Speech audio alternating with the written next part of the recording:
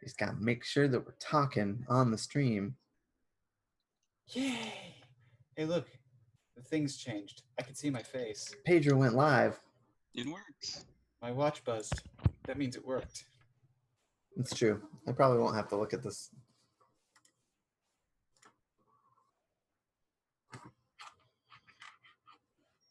You must have Streamlabs or something? Oh.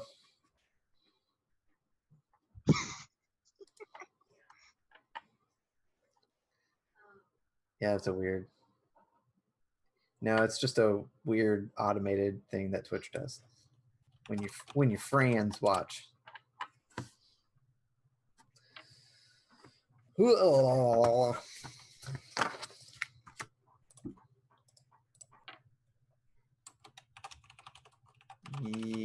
Yeah.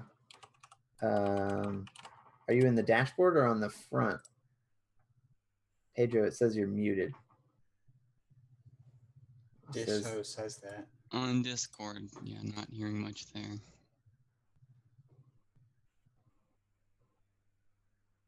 On the Discord. Oh yeah. Not the you Discord, are not you are not coming through on Twitch. Make sure your audio channels have one thing set to. Hi, Josh. All right, I'm alive. Yes. Oh, this is. Let me see.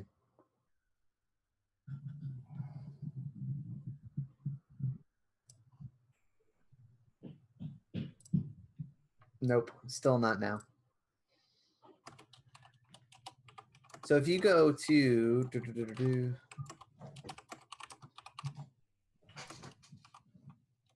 if you're on multi-level or multi-channel,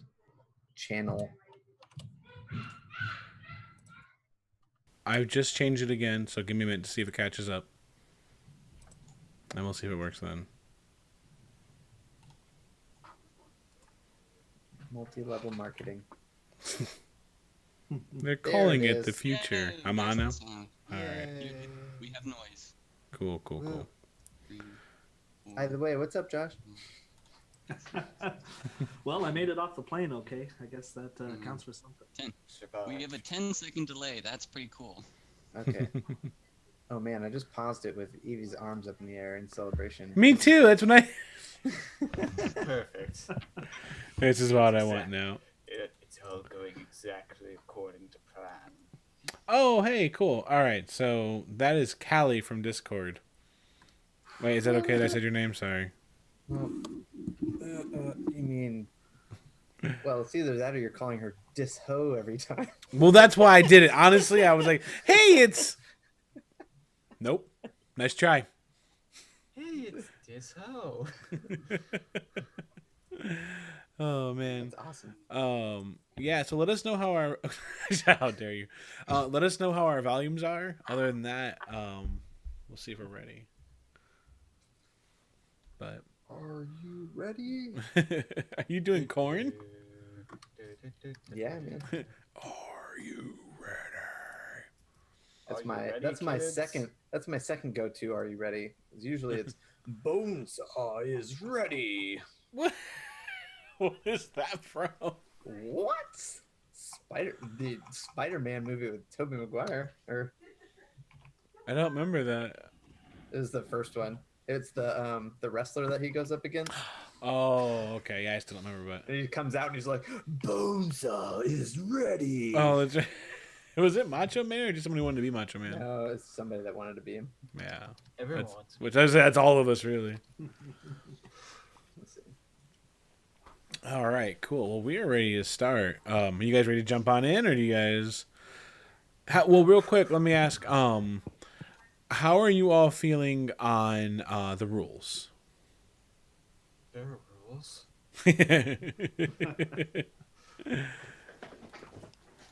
Yeah. Pretty good. I mean, Brian's been playing for a while, so I feel like he's gonna lead us. I'm gonna say good with A an upward while. inflection there. I feel more nervous about it Good. now. With us is a pro streamer, Brian from Awful Good. Oh no. We've had 5 episodes. I did read the combat options, so I Cool, did do cool. my homework there. That's one of the most, in my personal There's experience. combat in this game? Yes, like help, hide, disengage. Yes, those are all so vital. Like, because, like, for instance, if you're a long range character and someone gets up in, I think the technical term is your grill, then Disengage. yeah, disengage, and that lets you escape without getting hurt. You have to use your action to do it, but that's how you get away. So sometimes, like, people don't know that they'll get jumped, they'll get beat on, and then That's right. It's a good thing I've chosen how my character works. With how my character works, I throw daggers, so it's like my weapon is ranged and melee. So so we're good on that. And then there's Get a little bit of breakup. dash one. Okay. data has Yeah, we become lost data. Data there. Data has gone data. What? You broke up really bad, so it was just like. You sounded exactly like a data wall. Oh, But yeah, I think you were describing dash, which is really important too. You can throw away your action to move twice. It's true. So. We learned all these things in Good just the other week. In a very unfortunate battle situation. You learn how to play the game during the game. Yeah. I know how to ready an action now, thanks to. You skip the tutorial and regret it. That's good too. Do you guys all know holding actions? I've been learning about that because I've been listening to Sneak Attack. Mm-hmm. Yeah. I just learned it on the think that fell unaired under Patreon the episode. It's just, okay, if they do this, this is how I'm going to respond. Yep. Yeah. You set up triggers, and then So you my fire other from there. question for you, Pedro, is can you queue up pretty much anything that takes one action time? For the most part, yeah. It's just you've got to have like a trigger set up, so you can't be like, "I'll stay," and just not say anything. You have to like, you have to say something that's going to set it off. Because like it's the idea that like you're waiting for something to happen, and you're taking a gamble that it's going to happen. So if you're like, the moment that guy fires a spell, I'm going to interrupt with this. If that guy never fires a spell, then you're like, If something appropriate happens, I will take the appropriate response. no, you can't say that. Oh. You can't bake it up like. Oh man! But other than that, any other questions ahead of time? Do you guys understand how like inspiration works? Yeah. Yeah, that one Not pretty much came out in the podcast. Fully. Okay, so the gist with inspiration is that there are times in the game when you have the advantage on something, or you have like you're kind of one up on the enemy, or you have some sort of lead on a situation. The GM will tell you that you can actually roll twice and choose the better result. That's advantage, right? Yes. If you're in a bad spot, the opposite happens. That's disadvantage. You have to roll twice to take the worst result. Inspiration is something that the GM can award you, and if you have that, you can use it to gain advantage on something. Oh, cool. Okay. Yeah, so like a lot of times it can come from you had a really, really good idea that really helped the group, so maybe the GM throws you a bone and gives you advantage. Or you come up with like a really inspired attack, like, hey, if he's standing in a puddle of water, can I just throw down lightning on him? And it's like, that was great. And whether or not you get any other bonuses, maybe the GM will say like, and dude, you know what? That gets advantage. Or like sometimes the GM will use it to incentivize like breaking past really rough spots in games. So like if the group is really bogged down with arguing and you're the guy that comes up and says like, you know what about if we do this, and you loosen the group up and get the group moving, then maybe the GM will be like, you know what, that's awesome, here's inspiration. GMs can award it however they want to. You never know like which GM's going to do what. I don't give anything out ever, so no. So this That's conversation nothing. is pointless. Yeah. No. I This like was a filler. no. I like to give out inspiration for things like just like really inspired play or really good idea, stuff like that. But yeah, and then there's also stabbing dragons in the butt. That's For example, is that something I gave inspiration for? I don't think you actually. I don't think I did. I don't for think it. I encouraged any kind of butt play. you need to retcon some inspiration in there. Yeah, that was fun time. So Roberto died. 3 episodes in. So yeah, anyone who's new here, welcome to World Walker's Cog. World Walker's Cog is a Dungeons and Dragons 5th edition game that is going to be played by, if you guys want to introduce yourselves, we'll start with Brian. Hi, I'm Brian Russell, creator of the Underfold, and would you like me to introduce my character too? Not yet, Or no, just me? not yet. Okay. Hi. Yep. And then Evie, anything you want to say about yourself? You don't say anything, you can just be like, no. Hi. Why I'm would you do this? Evie. I go by Nagito Evie in chat. I'll try and talk, but my keyboard's noisy. So if you hear noisy click-clacking, that's probably me talking to chat. I'm doing this for you. Data, you want to throw anything out?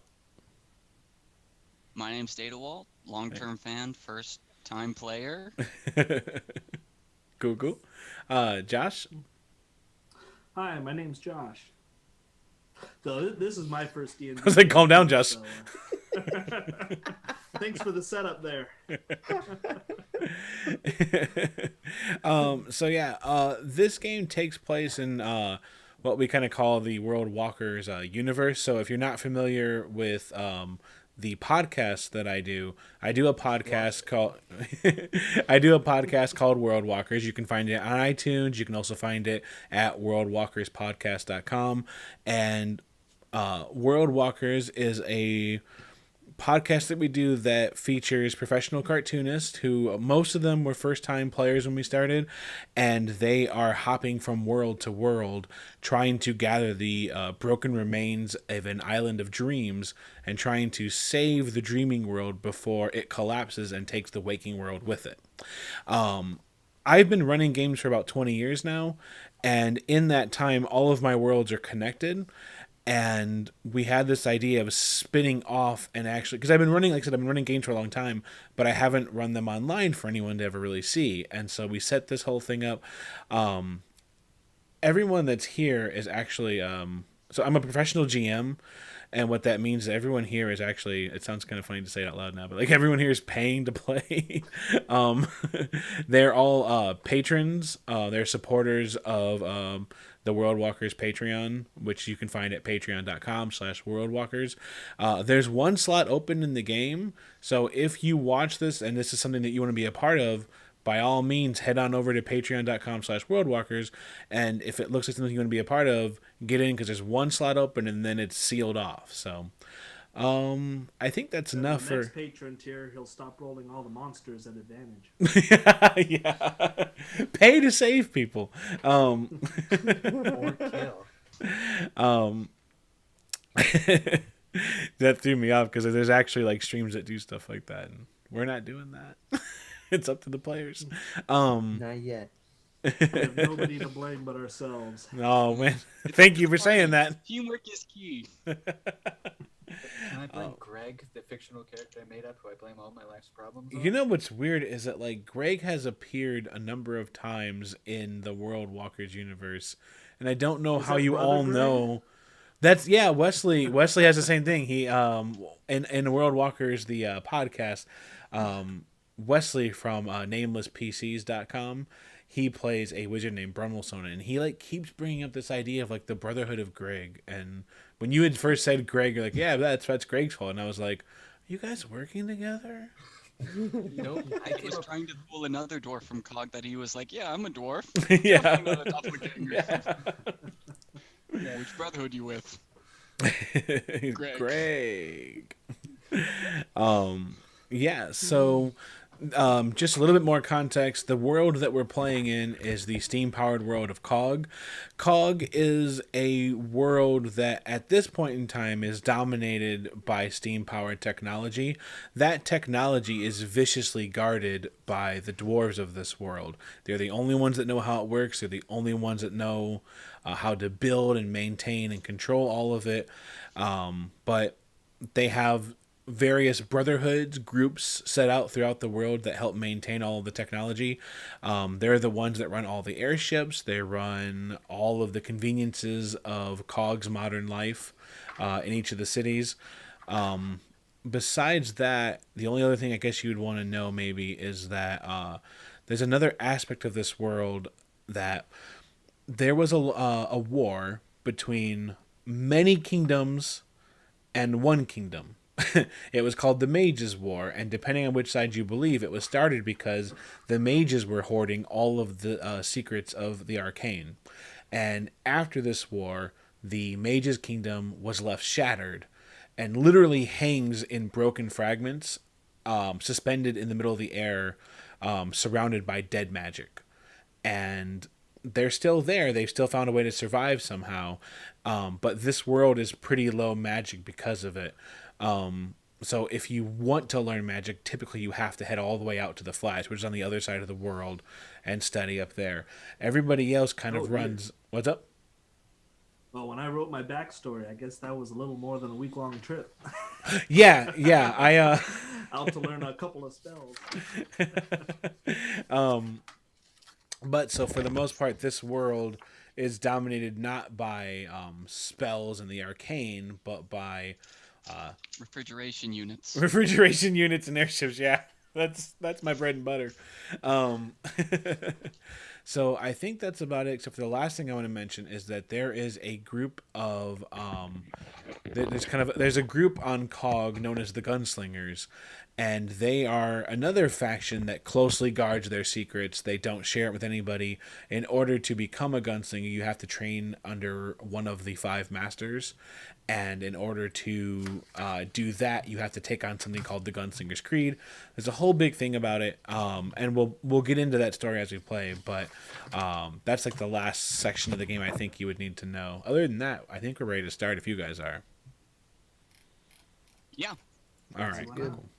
So, all right. Question: are there hot pockets yet? There are not hot pockets. That industry is wide open. For the industrial, for the yes, I'll remember that. Let's get this crafting going. yeah, that is gonna be my Sure luck. we're That the gonna whole start game turns hot into some kind of like Top Chef's scenario. You call this lava? And then throwing the hot pocket at someone's face. I don't burn. I'm not hurt. Oh man, that's a little. First, we gotta make microwaves. Yeah. Then we can make hot pockets. And you can do it in an oven, but I mean, who has the time? Right. It's not really the same. There's no pride gained from that. So, we're going to start off with Josh's character, Yorick. Josh, you have been in Cosnic for a little while now, right? Yes, Yorick grew up here from not necessarily childhood, but at least from formative years. Yep. The city that we're starting in is called the Travel City of Cosnic, and Cosnic is kind of the travel hub of Cog. Because of the convenience of things like airships and the giant railroad system called the jump rail, people and kingdoms, they don't need to be near each other anymore, and so they're scattered out. Especially after the war, a lot of kingdoms fell, and so those who have survived are pretty scattered throughout Cog. So everyone kind of has to come here to Cosnic in order to really get anywhere else. Cosnic is divided into 2 sectors. Because it literally sits on top of itself. The top layer, the upper city, is where you find elegance and riches and powerful nobles and that kind of thing. It's where all the great markets. It's safe. It's wonderful up here. Everything is very smooth, and it's a great tourist attraction, if you will. However, if you take the steam lifts, which are operated by the Brotherhood of Iron, that's the Brotherhood of Dwarves that runs all of the tech here. If you go down to the lower Wait. city... What's up? Sorry, the Brotherhood of Iron is here too? Yep. Okay. The lower All city... right, game's over. Game's over. The lower city is where you find the impoverished. You find those who are struggling to make their way forward in life without ever getting anywhere. It's very dangerous down here. It's not a great place to live, and those who find themselves living down here almost never find their way out of this situation. So we're going to start in the lower city with with Josh's character Yorick, and We all live in the slums. Perfect. So Yorick, you've been looking for a particular dwarf, and everything you've heard has led you here to a dive bar in the lower level of the travel city of Kosnik. Rain beats against the old wooden sign that lets you know the name of the bar is the Just Because. The outside makes it look like you're about to walk into a seedy establishment with no guarantees regarding your safety or your wallet. Walking inside, walking inside confirms those suspicions. Shifty folk huddle around tables that share as many nicks and scuffs as you'd expect on a butcher's slab, and the air is thick with smoke, and the mugs are made of harsh metal that does the lip no favors. Even the barmaids look to be as tough as they are untrustworthy. You're not surprised to find that it looks like there was a brawl here recently. A section of the bar is empty, with a bit of dried blood decorating the floorboards. Some of the walls nearby even look like they were bashed in. So you walk into this establishment, and like I said, you've been looking for a particular dwarf. Can you give us a description of your character? Yorick, and we'll assume that's his name for now. Right? Did I get it wrong? Yorick is fairly tall for a halfling, and he's formerly a pudgy halfling, but he looks like he's lost a lot of weight recently. He's doing good for himself. Well, a little bit more on the underfed side. Oh, okay. Athletic. Lost a lot of weight, not of his own accord. Yeah. They don't have gyms here. Yeah. Long-haired, scraggly. Doesn't look like he's led a particularly comfortable life in the last few months. Definitely an air of disrepute. Mm-hmm. Yep. So you make your way in, and especially because there's a section of the bar that's kind of been destroyed recently, it looks like there's not a lot of seats available. You can find a small little pocket to hide in off to the side underneath the stairs, or you could head up to the bar. It's up to you. I'd like to head up to the bar as I'm looking for information as quickly as possible so I can get out of there. All right. So you head on up and you take a seat. And then,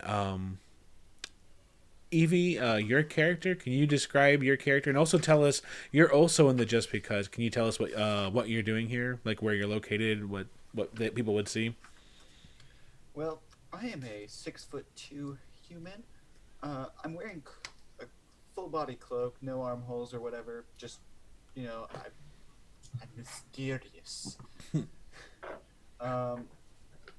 Yeah, I'm in the tavern because I'm in the area looking for metal trade for my blacksmith shop that I'm not running because I have children who are perfectly capable of handling that task. If your parents stream. Cool. And then where are you in the bar? Because it's late at night now. Anyone who's here is probably just taking time off from either a hard day's work or a hard day of avoiding work. What are you doing here? I'm just sitting there relaxing. I've been looking around for metal to trade. Yeah. Yep. Are you at the bar, or are you kind of off to the side somewhere? I'm probably at the bar. Okay. So, Yorick, you approach the bar and you get yourself a drink. And then Connor, Brian, what's your character? Can you give us a description and tell us where you're at in the bar, what you're doing? Sure. Kind of your average build halfling. Sure. Yeah, exactly. Very similar to myself. he kind of he gives off an air of he's hiding something.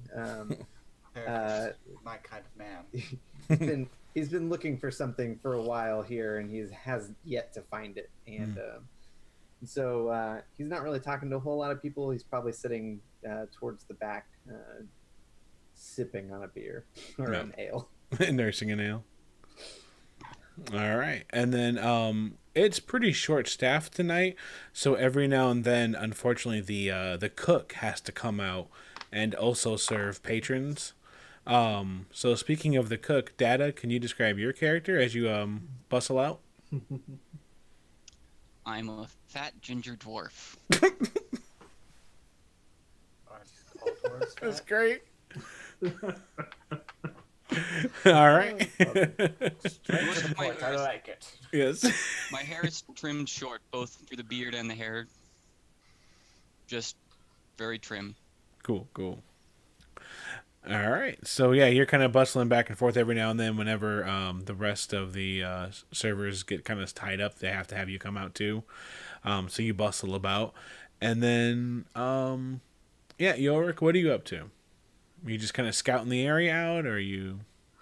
I am keeping an eye out for the barman or anyone who might know the local gossip. Yep. So eventually, the bartender does make his way over to you. The bartender looks to be... What's up? Oh, sorry. The Twitch chat says that all of us are really quiet. Oh. Except you. Except for me? Perfect. Perfect. Just the way it's planned. All right. So this is me. I'm going to try and turn you guys up a little. So all of you sound about equal volume to me. So Right. So I'm checking over on my side. So let's give it a second and see how everyone... Can you guys just talk non-game for a second so everyone can get like a sound, hear you guys? Non-game. Non-game. What? I'm drawing a blank. What is this non-game you speak of? Not playing? I don't leave the game, sir. I don't even know what non-game is. I'll tell you, I've got two puns built into my character's name that I just cannot Pedro, wait to pull just out. said that you are God. I can go with that. I mean, he theoretically is. Between you and the D20. Yeah, it's true. The D20 has way more power than I do. So yeah, we're gonna wait for the chat to tell us how you guys are sounding. But I think they were saying that you're good and not just God, but no, I think Tomato. was yeah. That's why I'm louder. She says. Oh, okay. Seems a bit better. I'm gonna turn you guys up a little more then. Yeah, the reason you're probably louder is it says better. Yeah. This one goes up to 11. Now, do you have like the chat suspended on like your ceiling or something? Because you were like, This. we're looking No, I at, like, have a how many second. screens So- do you have? 2. One is just way up there. That's kind of sweet. I don't like the position, but I don't have anywhere else to put it. So, All right, so so when I'm looking up to the skies, I'm Yeah. looking at you, chat. The chat gods. the chat For guys- guidance. but to see what They the angels dictate. speak of. They dictate. All our right, cool. They can fate. hear now. So yeah, it was simply that I had the audio mixed badly, so it is God's fault. Would you say you could hear the people sing? No? Brian, Sorry. I'm just gonna stab you in game for no reason. It's just like a non-stop reference fest. Sorry, I apologize. Yorick whirls around and snipes whoever was speaking. Odin Fogbrew stabs who he wants. All right, so yeah, Yorick, you've kind of been looking around. When the barkeep is able to come up to you, the barkeep looks like he's either a very old man who has seen a lot of stuff in his day, or the job is just that much hell. Like he's hell. plus or minus 10 years off what he looks like actually. So he's either like a very, very tired 50-year-old man or a 60-year-old beaten up, I can't believe I'm still here, help me. That's me Well, at you- the bagel shop. He's But got scattered whiskers that he calls a beard, and he comes up and he says, "Well, look, what are you doing? What are you getting?" Yorick is certainly been beaten down and has none of that halfling sort of happy-go-lucky, smiling attitude at all. So he puts on a scowl and tries to, form a little bit of camaraderie and asks him, "It looks like you had a bit of trouble over there in the corner. What happened?" No, it was Tuesday. Tuesdays, huh? I say no more. Say no more. I understand completely. So I'm looking for a dwarf named. Have you seen him around lately? I have some metal castings for him.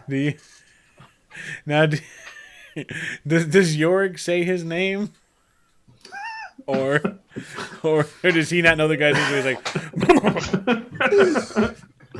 As tempting as that is, he would know his name. okay, yeah. So, you give the name of the dwarf, and you give the name of the dwarf, and he looks around and he says, "No, nothing, nothing,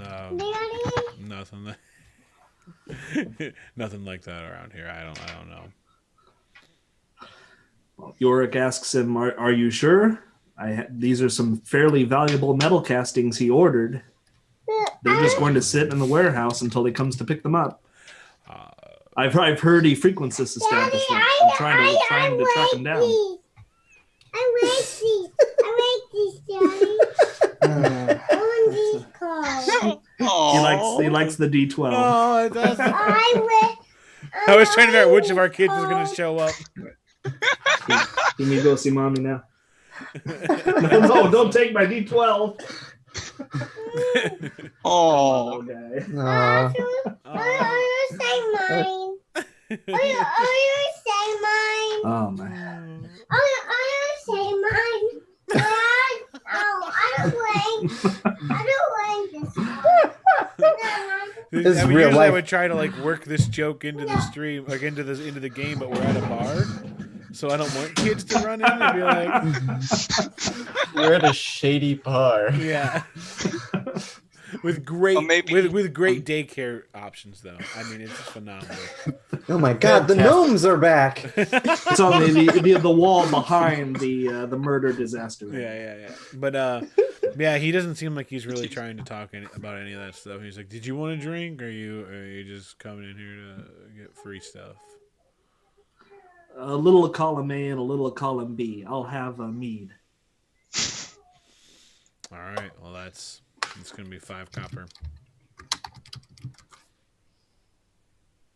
Yorick pays him the 5 coppers. All right, cool. So he put the coin down. He just swipes it up real fast and hobbles his way over, gets a mead, comes back, puts it near you as best as he gives a shit, and then walks away.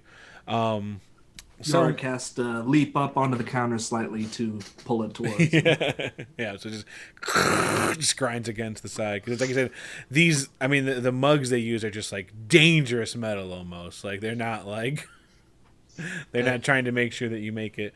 So Guys, I would just like to point out that our party is screwed if we get split up and there's a height-based puzzle. Everyone come back to the bar. The place is the bar. Fool. Back to the beginning. That's the rule. I'm the tallest character here. So after that, you get your drink. You kind of look around, and anyone that's kind of looking around and taking kind of scouting out the scene, you would notice one other interesting situation here. There's an individual that catches your eye. She sits off in a corner wearing a simple brown robe. Draped over her neck and shoulders is a large scarf made of yellow and red.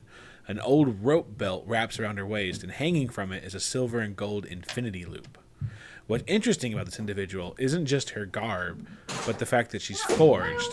One of the magic-infused golems that used to be unwilling servants of the Mage Kingdom of Katim. Their story is harsh and unfair. It's okay to cry about it. He's like, He really wants that D12. I actually tried. Get him I his tried own to buy dice. my daughter her first D20. I showed her like this giant purple D20. And I was like, "Do you want this?" And she's like, and she grabbed it. And as she turned around, she saw like an hourglass, and she's like, Oh no! and I was like, "What are you doing?" And now she picked up the hourglass, and she was like, "Daddy, it's science." I'm like, "Not really, D20." So Random Statistics. number generator. yeah. Timekeeping. Yeah. So anyway, yeah, what's interesting about this individual isn't just her garb, but the fact that she's forged, one of the magic-infused golems that used to be the unwilling servants of the Mage Kingdom of Kadim. Since the forged don't need to drink, you're not really sure what she's doing in the bar, especially when it's unpredictable as the just because. But she's kind of just sitting off to the side. She has a drink, but you're not sure if she's just being a good patron or what. But she's kind of off to the side. Are any of the rest of you doing anything of particular interest that you want to bring up? I'm just sitting. Anybody want some stew? Stew's the special tonight. I'm like furiously reviewing some notes. All right. Yeah, anything else you want to do, Yorick? I'll be investigating surreptitiously around the room for anything that catches my eye that might indicate the presence of a dwarf or anyone who might be connected to the Brotherhood. Right. And at the moment, you don't see anything like that. But just then, the doors to the bar are thrown open. The room grows quiet as 3 disgruntled dwarves walk into the room. They wear long, thick leather coats lined with fur, and hanging from each of their belts is an abnormally large wrench. On their dominant hand, each one wears a thick leather glove. A metal disc bulges out from the palm, and a series of cables run from the metal plate to a confusing contraption made of valves and gears that sits on the back of their hand. Goggles sit on the top of their heads, and cigars hang from the mouths hidden by their long beards. They have a look in their eye that says they're very glad to be here, and it leaves you with worry. And they kind of come in there, and they throw the doors wide open, they bang against the side, and then they walk in as if they just took over, and they kind of look around and smile to themselves and just... and they walk over to it. Like, there's no room for them. Like, you guys took the last seats, right? They walk up to a table, and there's a couple guys you wouldn't want to mess with, but the moment they see who just walked in, they look at each other, and, you know, one of them looks pissed, the other two look worried, but they grab their drinks, and they drop some coin on the bar and walk out. And these dwarves take a seat. Any of you from Cosnic would know that these are members of the Brotherhood of Iron, which, as I think I mentioned before, are they kind of rule Cosnic. Cosnic doesn't have like a government. It's pretty much exclusively ruled by the Brotherhood of Iron. They do what they want. They go where they want. And they don't only... The reason that they have so much power is that, in part, because they also control the port district that allows airships to come in and out. So they've got a really good grip on the city, and they let you know it. So they come in there, they take seats, they hang out, and then one of them gets up and walks up to the bar, orders a couple of drinks. Cool. Yeah, you guys kind of letting them do their thing, or... Yeah. Yorick's going to be trying to eavesdrop on their conversation if any of them are talking. Oh, you troublemaker, you. Yeah. Give me a perception check, see if you can hear them. Oh boy, perception. All right, first roll roll. of the game. Perception. All right, that's Daddy. 13 plus 6, 19. Daddy. It's like, Daddy, why are you hiding my D12? Yes. Oh my goodness, not the D20. Daddy, I waited to Go ahead, Pedro. I'll get it for just a second. No, it's cool. Like, I have kids. I was waiting for my kid to burst in here and be like, I hope you're not busy, Father. I got things and I need to tell you them right now. Yeah. Yeah. She actually comes into the podcast sometimes. I have to edit her out. So right. this stream is getting edited. So what was... Yeah. What we just suddenly are in different positions all of a sudden? What'd you get? 19 total. 19. All right. Nice. So, they're pretty much talking about nothing in particular. They're asking. They're a little bit of local gossip about people that work at the in the cellar, which is like the kind of like prison complex of the Brotherhood of Iron, but nothing really juicy or interesting from that. But then you do hear at one point, one of them clears his throat and he's like, "Well, you ready to do this?" And the other one's like, "Well, yeah, let's get it over with." You doing anything in that split second? Nope. Okay, so he stands up. And I see how it is. Yeah, yep. Split second. So he stands up, and you see him walk over to the door, and then he closes the doors. He puts that gauntlet, that kind of thick leather glove on it, and then he kind of like jams it, and you hear like this like what's up? Sorry, is it just Yorick who's seeing this? Anyone you could be peeking out if you wanted to. Yeah, I mean, we're serving them. Yep. So you can see this as well. He walks over to that area and like you see like some steam kind of blow off the contraption on the back of his hand, and you hear like this that kind of fires off, and then it's almost like he breaks the door somehow. And then he turns around and he says, "All right, listen up." Looks around. Any of you doing anything?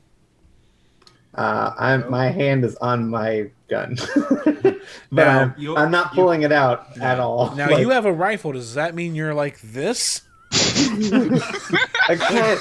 Well, it's but sort real of, cool, right? Like putting my arm like this way, like. Oh, I see. Yeah. You can't Just see kind of like me. sliding it down behind my back. You can't see me because of my cloak, but I am reaching for a dagger. Okay. One of my 20. Yorick is going to be trying to hide under his stool, or if he's at the end of the bar. Wait, hide under a stool? Unless he's at the end of the bar, in which he's going around to the back of the bar. Okay, yeah. Oh, I think I hear some cooking going on in the kitchen. I'll be back in a minute. There's my stew. Oh no! I'll get it.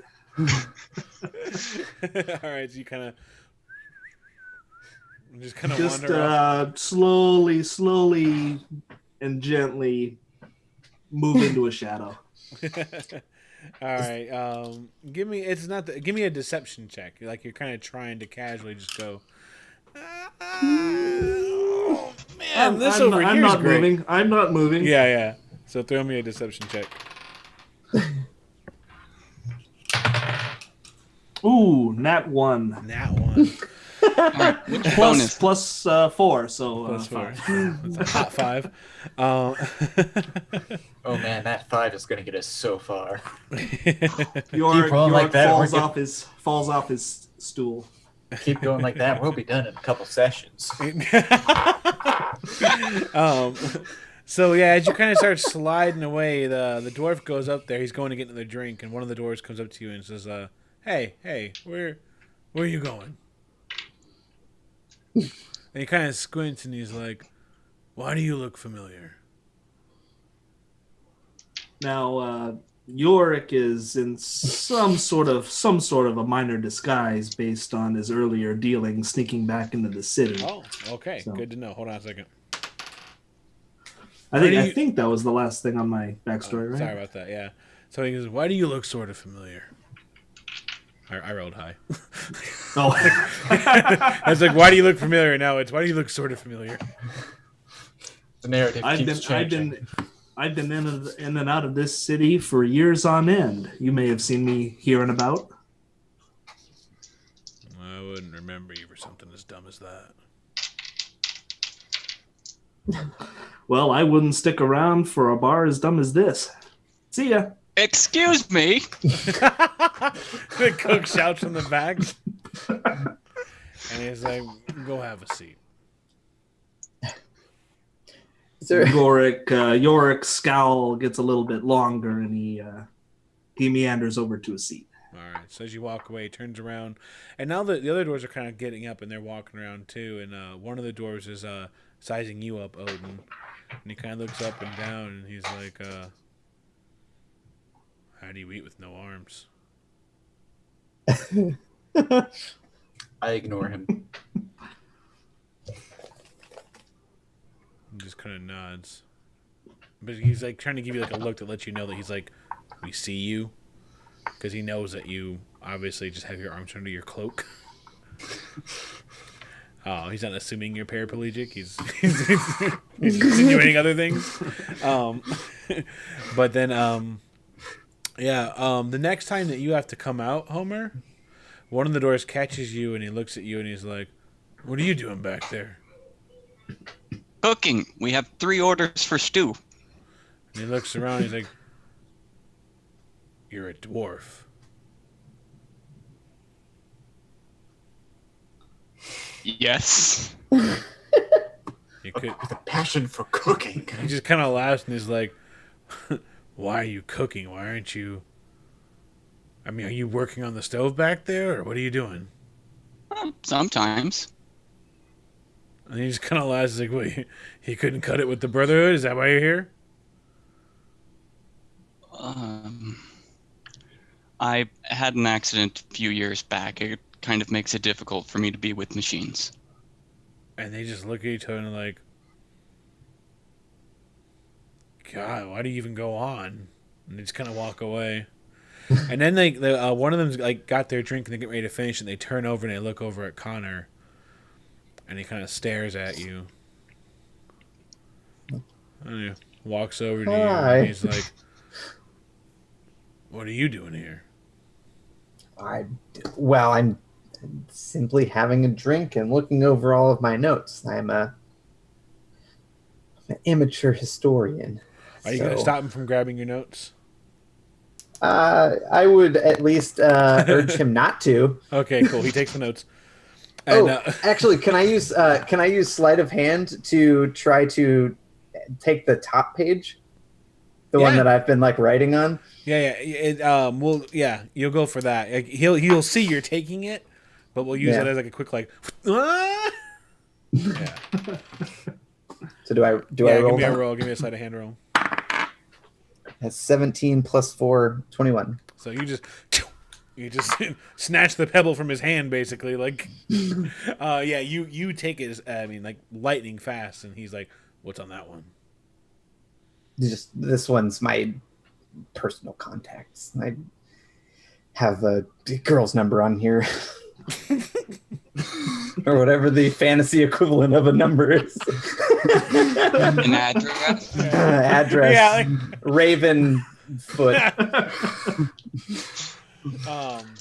Now, is the cook still carrying that soup?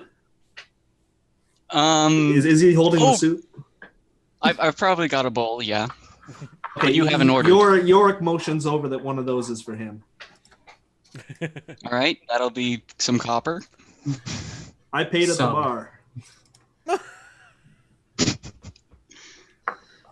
Did you? Okay, I'll just. If you did, I'll hand it Do over. I need to roll perception or deception? Paper? Yeah. If you want to, deception versus Okay, Yorick paid at the bar. Insight. Yeah. Nat 20. Okay, but probably not. I rolled a nat 1. So yeah, you believe him. Like in this split second evaluation, you're like, yeah, well. Okay. So this is nice hot soup, right? Yeah, it's pretty good. Give it a try. Made it myself. Yorick burns himself on the soup. So the dwarf's looking pretty mad now, and he's like, I want to see what's on that sheet. What? Listen, she's not into dwarves, so it's probably I'll just hold on to it. What are you really doing here?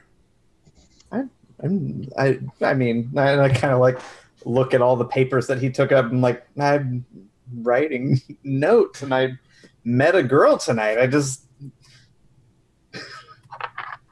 has been a good day. He kind of leans back and he's like, you're telling me you're a gunslinger that writes notes and talks to girls? You just happen to be in Cosnick? A gunslinger? Who said anything about gunslinging? He's just staring at you. You have a rifle strapped to your back. Good point. Well, it sounds like if you're not a gunslinger, then you stole that from a gunslinger, and theft is against the law here. Well, listen, I'm a gunslinger, but I use it when I need to. Out in the wilds. I've been out in the wilds, and there's, those goblins out there are a little bit crazy. Sometimes you need a gun. I'm short, so I need to be far away.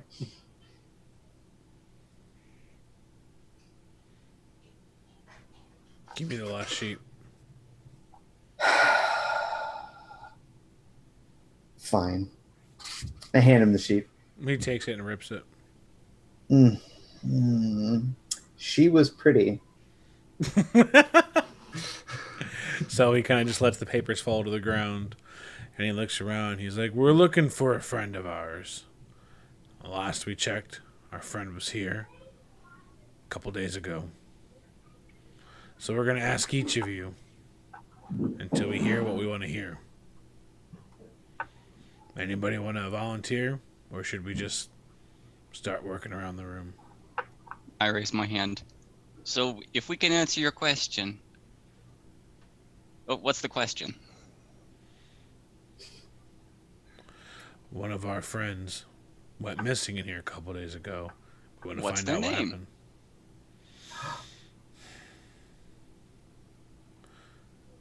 It was a dwarf. Oh no. That's very descriptive. Yorick is just waiting for them to say that name. His ears are just perked up and waiting. All right. Should I'm I make ignoring them still. Should I make an in check to see if I remember? Sure, yeah. Oh, yay. What'd you get? 7. 7 now. Are they carrying any weapons besides their gloves? Just those wrenches, if those are weapons. Do I remember anything on a 7? No, nothing springs to mind. All right. Okay, that's the best I can do. I'll try and get the rest of the orders out. He looks around and he's like, "Well, if anyone wants to volunteer some information before we start taking it out of you, now's your chance." I I'm gonna mean, keep ignoring them. out of character, do we know what they're talking about? No idea. They just Okay. come in here, they threw back a couple of drinks, and now they're like, "Well, let's do it." And Okay. cigars hanging out of their mouth. They look pissed. Okay. Dwarves Well, always look pissed. I would just say, well, what if we haven't been here in the last few weeks? This is actually my second time here, and the other night was the first time. And they look around and they say, "The dwarf's name was Cousin." And that's the name you've been looking for, Yorick. Yorick does not respond. But do you kind of like, is it hard for you to suppress that, like, Gesundheit. Sneeze. yeah, that sneeze? Is that does a nasal explosion creep upon you? No,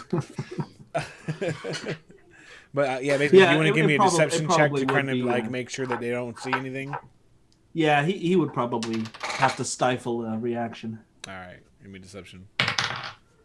11 plus 4. All right, so they don't seem to notice that little bit of like, but they look around and they're like, "Well, we were hoping we'd get to beat it out of y'all, so we'll just start taking turns, I guess. Anybody want to come up first?" And everybody else in the tavern's like pale You faced. don't want to do that. And then he smiles for the first time and turns around. And he's like, "Really? Yeah. I'm not even looking at them. It's I'm still sitting at the bar like, do. just seems like a bad idea. All these guys are just in here enjoying some stew, maybe an ale. How about what if you know, and I look in my bag and realize that I don't have any cash, and I'm like, what if I ask them politely to give you a free round of drinks? I'm What? sure we could make that happen to not get all of us beaten up, right, guys? He walks over to the bar and he's like, ale. And the bartender kind of freaks out and gives him an ale. And he keeps eye contact with you as he drinks it for free. See? We're all having fun here. This is great. He slams it down to show you that he didn't need to ask. Yeah. They drink for free here anyway. I am visibly upset, not saying anything, but Yeah. Yorick wants this information as much as they do, so he's just So then they kicking back. They finally notice the other individual that's in here, and they walk over to her, and one of them kind of sizes her up and is like, "What's a forge doing in here?"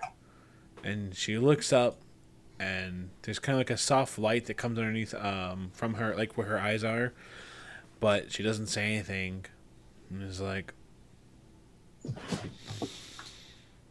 "Pretty suspicious that one of you would show up down here when you can't do anything that would pass for a normal person."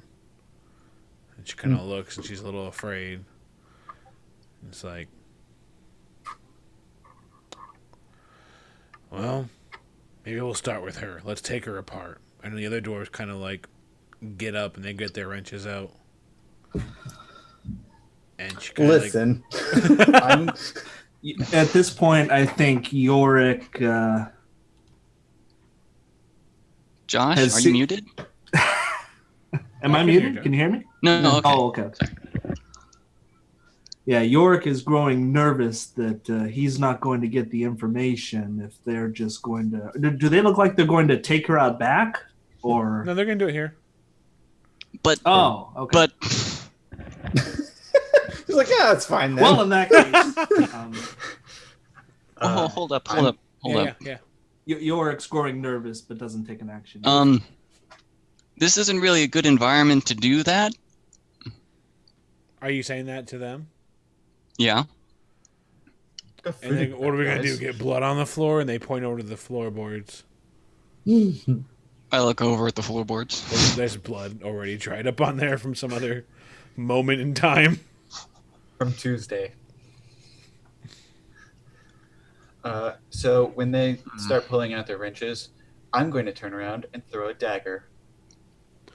All right. My hero. The game is afoot. All right, let's roll initiative.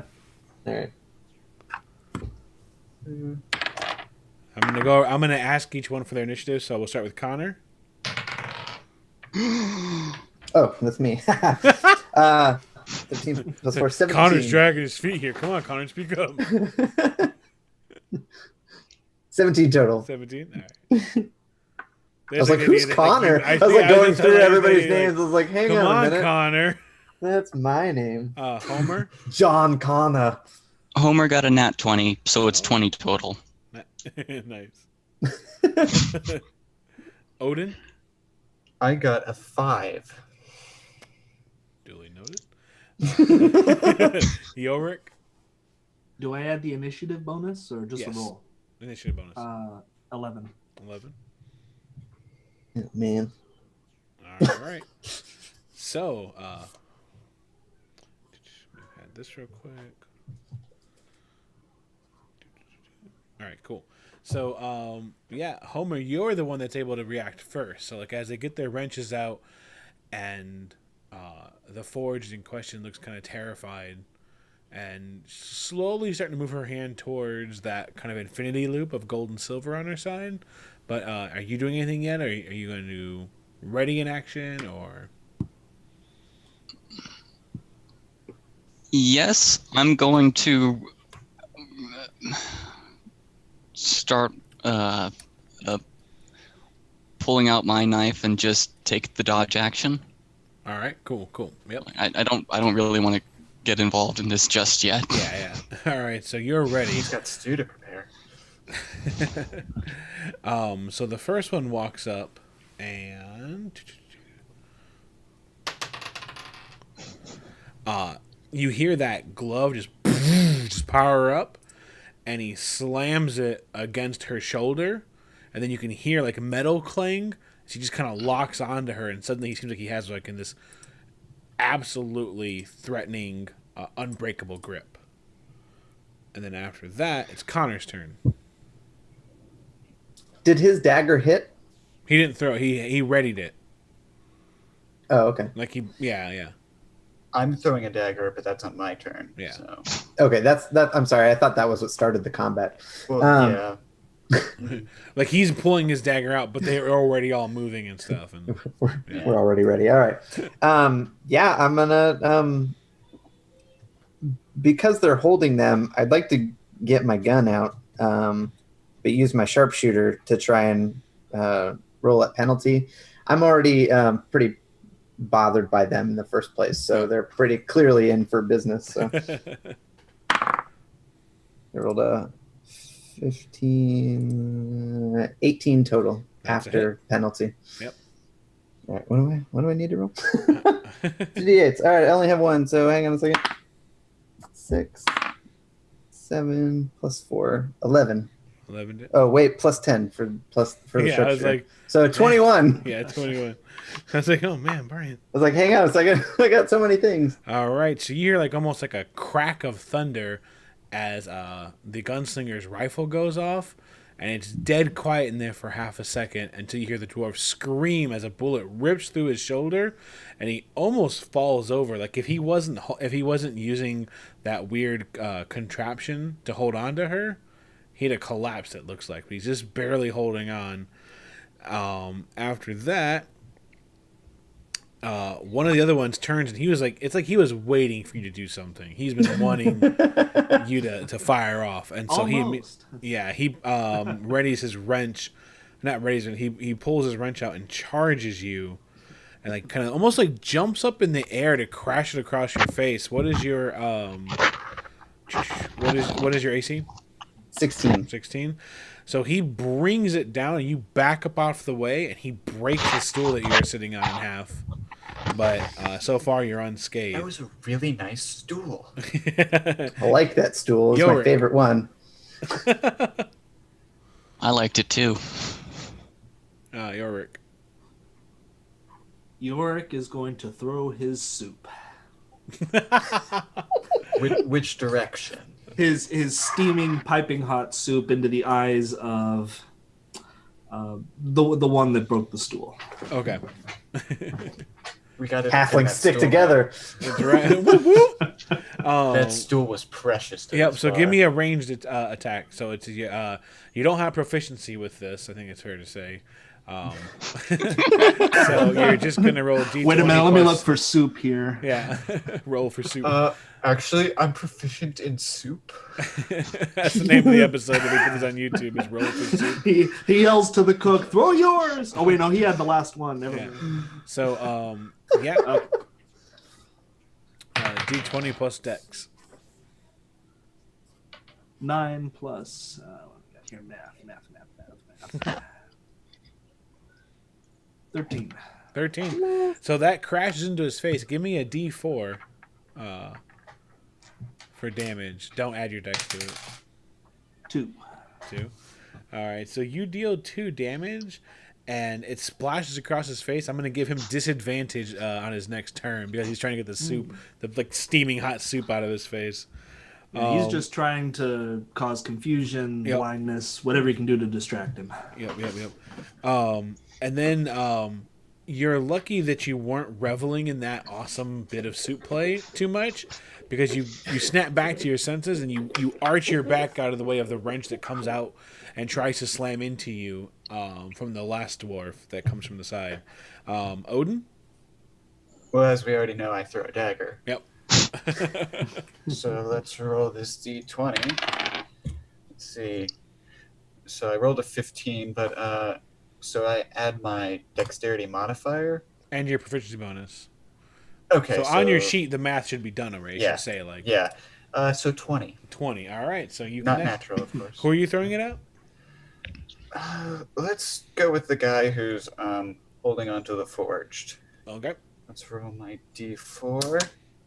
That fell on my pants, so let's see.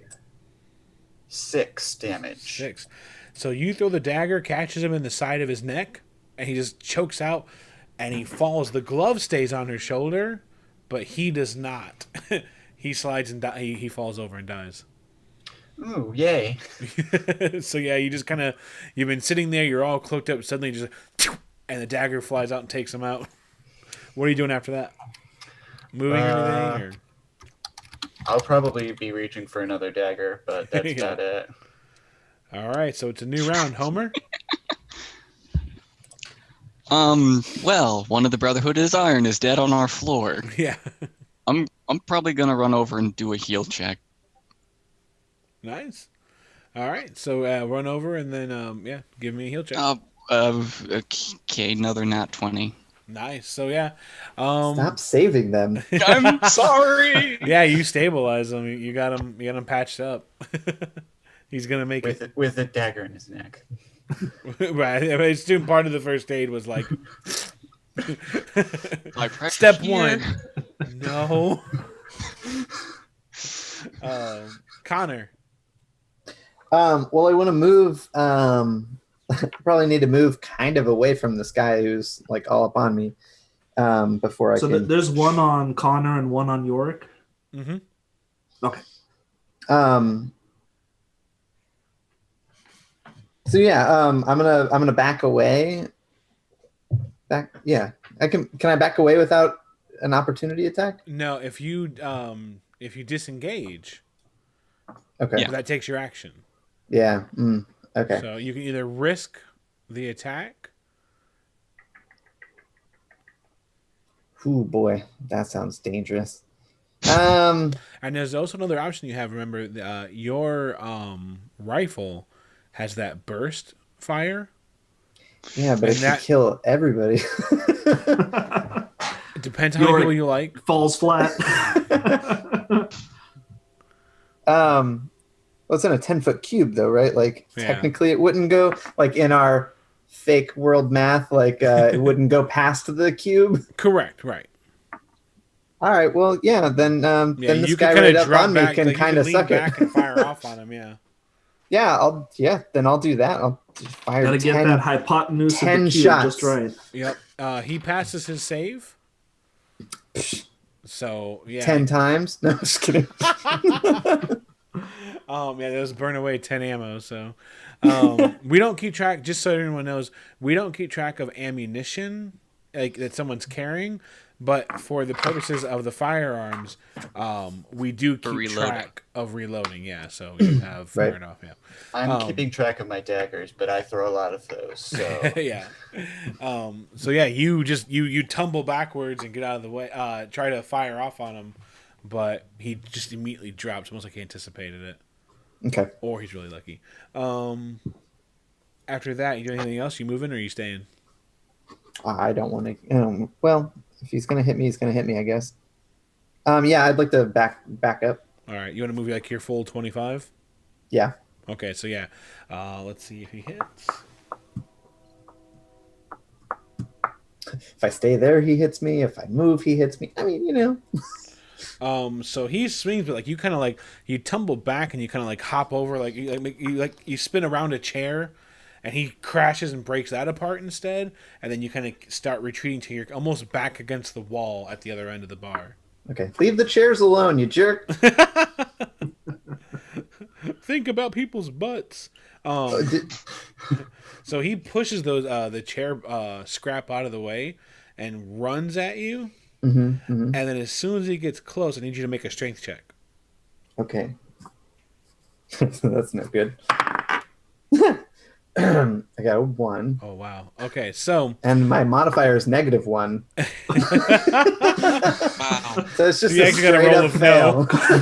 fail. Connor's arm falls Alright, off. so you feel your rifle rip out of your Oh, hands son of a and gun. fly into his gauntlet, and there's like this clang and this boom that fires off, and suddenly you find yourself face to face with someone who's breaking the creed. For those that don't know, the gunslingers live by a very, very rigid code that requires them to absolutely take out anyone in possession of a firearm who has not also become a gunslinger. So he takes that gun. He looks very excited about it, but he does not know exactly what he's done. I did it, guys. Yeah, he's like, oh, nice. He's 10 feet away from you, just so you know. Okay. But then he aims it at you. Yorick? Yorick has someone right all up on him, right? Yeah. Okay. I am also in the situation of having to get some range. We're all ranged attacks. I mean, I can go No. melee, but I prefer range because I have 20 daggers and might as well get you rid of them. Yorick would like to have the halflings stick together for this particular.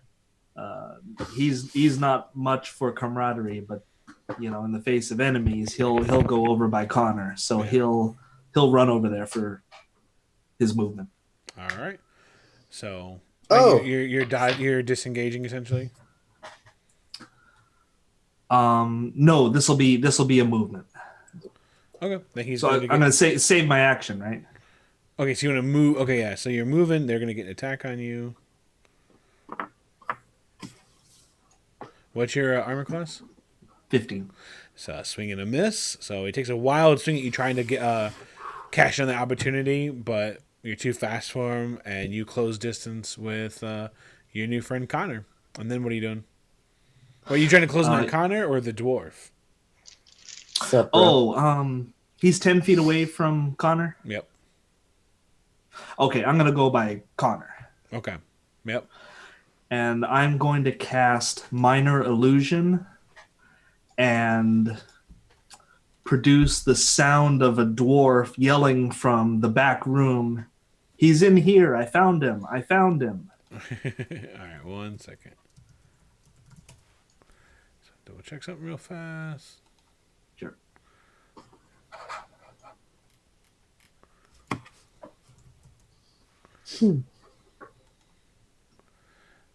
All right. So you said you cast Minor Illusion? Yeah.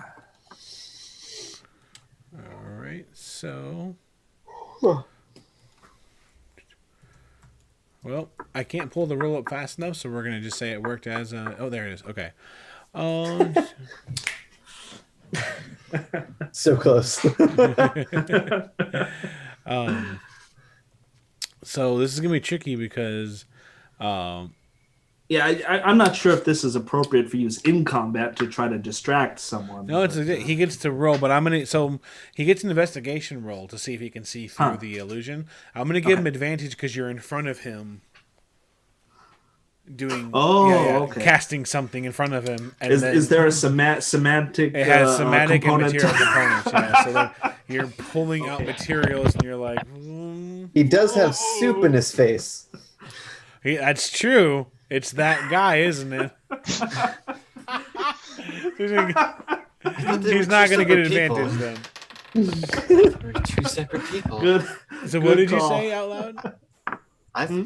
What was the Oh, illusion? he's in the back. I found him. I found him. He's in here. And he turns around, and he's ready to run because he rolled low as fuck. His turn. So yeah, he takes off running. He barrels past people and he's going off into the back. Odin. Does he run past any of us? No, because you were both off to the side. And then... So, Shucks. Well, no, he would run by Homur. If Homur, you want to take a quick stab at the situation. Please do. I could use that gun back. Do you Oh, have it's any true. more Yeah, he has soup? the gun. But there's one problem. If I take the gun back, I become a target. I'll forgive you. Leave it in the glove. I understand what's happening. Yeah, do you want to take a stab at him while he runs by, or do you want to just like... Just shank him. I'm good with not becoming a... No, I'm sorry. Okay. Odin. Alright, so there's 2 dwarves in active combat right now. One of them is unconscious. Actually, and one of them is running to the back of the kitchen. Yeah. Yeah, there's one unconscious, one running, and one still... Pedro, is he just still combating? He's combating, yeah. Where is the other one? Huh? Where's the other one? There's one by the bar, like up front, and then Okay. the other one's running into the back. So the guy by the bar is probably the closest to me since I'm still in my bar stool. Yep. I'm going to throw a dagger at the guy closest to me. All right. All right, let's roll. That's a 17 plus a 5. That's a hit. Math. All right, so let's roll the damage. That's a 4 to damage. All right. The So lowest possible number I could get. Yep. You quickly whip out another dagger, and it cuts into his side a little bit, but keeps traveling and finds itself pierced into the side of the bar, and he turns to notice you. After that, new round. Homer. Wink All right. at him. I'd like to take a quick moment, see like where's everybody attention? Is anybody paying attention to me, the dwarf and the forged? Nope. They've moved on to these aggressive individuals.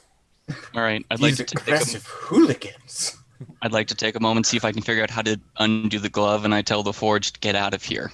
Mm-hmm. Messing with the glove is going to be very difficult. It's going to take you. You won't be able to do it in an action. But if you try and tell her, like as you're working on it, trying to tell her to leave, like she looks at you and she says, "No, I can help, and I can help them. I can help them. Like just help me get out of this glove." But it's going to take you a while. Wait, did she say she could help them, the dwarves? No, you like she's looking at you all like I can help them. I can help them. Okay, Yeah. Okay. All right. I'm just gonna groan and say, okay, we're gonna keep our heads down. I'm working on the glove. Wait, I forgot you're a dwarf. I am a dwarf. You get to roll. So yeah, you can make a basically an intelligence check to try to turn this off. Does my tinker kit apply? What would that normally just do? part of normally just gives me like access to the tinker tool. No, it doesn't. It doesn't. No. I mean, it's Just making intelligence. Yeah, just intelligence. Can All I right. smash it with a hammer? Just cut the arm off. She doesn't need it. Another 20. This this is I've never had this many 20s before ever. Just flip. All right, so yeah, you look at it. Take a second. 23 because I had Nice. the bonus. So That's just even better. Yeah. So you take a look at it, and she's surprised to watch you kind of tinker with it. And dwarven contraptions are built Or with more complexity. complicated than it need to Yeah, be. I'm they- definitely yeah. making it look as complicated as possible. Oh, like cool, even if cool. it's just a switch, it's just Yeah. okay, gotta So then, move yes, suddenly That's a true IT person right there. So Dwarves were the IT people all along. yeah, you put on a good show essentially, and then once you shut it down, it's like, and it just kind of releases from her, and she's surprised, and she looks over and she's trying to assess what's happening over at you guys, but it's not her turn yet. So yeah, you got it off her. Anything else you're doing? That was your action, but any kind of move or anything? just trying to warn the other patrons to just get out of the way. There's people at the door. Yorick's gonna yell out, grab him to the dwarf that's still combat. Combating is a new term. Yeah. So yeah, there's people at the door. They're trying to get out, but they can't. Like the doors are jammed. They did something to like. Oh, I forgot about the doors. Yeah. You could totally open the door with that magnet thing. I Connor? could What? pick it up, I guess. Yeah. Can I pick up the glove then? Yeah, Since you I got the glove. Yeah. equip it. Cool. Yeah, you slide it on your hand. It fits. Oh, this is. Finally, technology. Connor? All right. Let's see. So he's running. How far away is he? Who's he? Is he the guy that was running back towards the bar? The guy with my gun. Okay, yeah. And yeah. the soup. That's who I'm focused on. The guy with the most important item. 50 Who's that feet. guy? He's 50 feet away from you. 50 feet. No. Okay. 60, because of 10 feet difference. So he's 60 feet away from you. Okay. Okay, I'm going to throw a dagger at him. Do I get proficiency for ranged attack with that? Well, you're a fighter, so you're proficient with nearly every weapon in the book. So Oh, that's true. yeah. Well, Okay. if you're proficient in melee with But that a doesn't- weapon, you're also proficient in ranged in the same weapon. Is that Right, it yeah, works? he's proficient with like melee and simple weapon or simple and But martial I- weapons of all sorts. But I He's also have a proficient with a dagger, so he knows how to throw one. +2 to ranged attacks though. Oh yeah, this would I'd count it as that. Yeah. Okay. The problem is the range on a dagger is 20 feet. That's not going to work out. You then. you can still throw it. You just gotta throw it at disadvantage. What about my sharpshooter that says no disadvantage on long range? That is correct. I'd forgotten about that. Perfect. I knew it was a good idea to get that. Dude, sharpshooter's like one of the best feats yet. Hell, I'll take the -5 for the +10 on damage. You doing that too? Yeah, Oh my god. let's go for it. Oh shoot, I shouldn't have. I got I got a 5. Yeah, that's not gonna work Yeah. out. So you watch as Connor like it looks like such an impossible shot, and Connor just kind of narrows his eyes, like nods, and just throws the dagger at some wall nearby. Damn it! I need my gun. ducks as it sails over his head. Yeah. Odin is very disappointed by this display. Oh man. I need my gun back. So that one that was by the bar, let's see. My Let's see new first. I'm friend. gonna roll and see if he fell for it too. No, he's like, "Get back here! What are you doing?" And then he turns around, and he's going to charge after Connor. Oh, come on. But didn't I just throw a dagger at him? Yep, Shouldn't but he be he's upset at me? they have a. But I'm a slight bias gunslinger. against gunslingers. Oh, okay. So he rushes I forward. was like, wait, come back, new friend.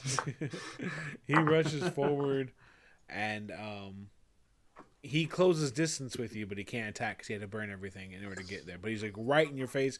The wrench is high up in the air, and he's getting ready to just crash it down. If he had the strength, because you're in one of the weaker parts of the wall, he might actually break you through the wall. Now this is It's the guy kind that of was awesome. running away. Yeah. If it You're like, doesn't kill "Good me, that luck, would be bro." pretty awesome. Yorick. So the guy that's all here with the wrench, he was the one that was running away.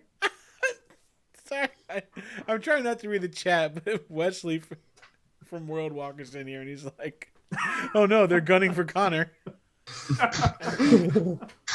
Not Connor. I'm sorry. Go ahead. What are you doing? The dwarf that's coming back for Connor, was that the one that was heading out the door, or was that the one by the bar? No, it was one that was by the bar. Like he's the one that did not fall for the illusion. Oh, okay. So one guy's 50 feet, just turning around. Yeah, and then he's the like guy he's at the still bar is like, right "Shut here. up, I'm on it." Like, Okay. Yeah, Yorick was hoping to split people up and take advantage of confusion, but he's given up. His scowl is down to his shoulders now.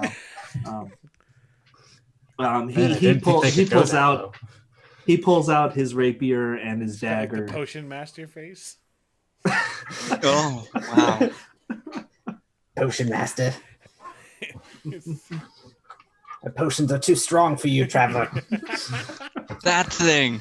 Oh, God. Let's not pull out these references that I don't know about. Oh, man. You don't- I purpose- Oh, see, I purposefully you were avoided paying it. attention to Ocean the World Master, Walker's I Discord require channel. your strongest You have potion. homework, Evie. I purposefully avoided the video. I That saw video it is so like, good. All right, I'm sorry, Yorick. You're trying to awesome. All right. Well, Yorick gives up on splitting the dwarves up, and Well, they're since split up. And one's going into the kitchen, and the other one's They're unsplitting as opposed to splitting. Continuing to diverge. One of them is in my face. They're converging. Okay. Could you stab this guy in the back? Yes, Yorick has given up, and he just takes advantage of the dwarf's confusion. He pulls out his dagger and his rapier and attacks with both. All right. And so I assume I would roll here. Well, are you a dual wielder? I don't know. Does that require a special feat or? Yeah, it does. If okay, you're okay. a dual wielder, yeah. So I just saw the rule in combat. no, if you have can two use wielding. you can have another weapon, but the problem is I know it sounds super picky. You No, can't go for normally it. draw two weapons. Oh, draw two weapons. Yeah. At a time. Oh, okay. He will just draw the rapier then. Yeah. All right, so you pull out the rapier. And 12. That- Sorry. 12 plus math. 12 was math. Is it good math or bad math? 16 to hit. 16. All right, cool. So that is a hit. You did succeed. Okay. And what do I roll for damage here? 12 plus trust me. All right, where the heck is a D8? 12 plus There I'm we good for. He does 12 damage. 12 damage. All right. So yeah, you And kind of since But- he can also use his sneak attack because Connor is near him within 5 feet. Yep. Right. Okay, he'll do that as well, and that's 1d6. I think at this level it is, but I'm not quite sure. Let me double check. What is Hey, called? Kazult's in the channel. That is Gen/Frankie, depending on how you know him. He's Colossus. yeah, that's true. He plays Colossus on next week on Wednesday. We're releasing our new podcast, Colossus versus the World. Frank, I'm afraid we can't follow in your noble footsteps. Wow. Can't yet kill the GM.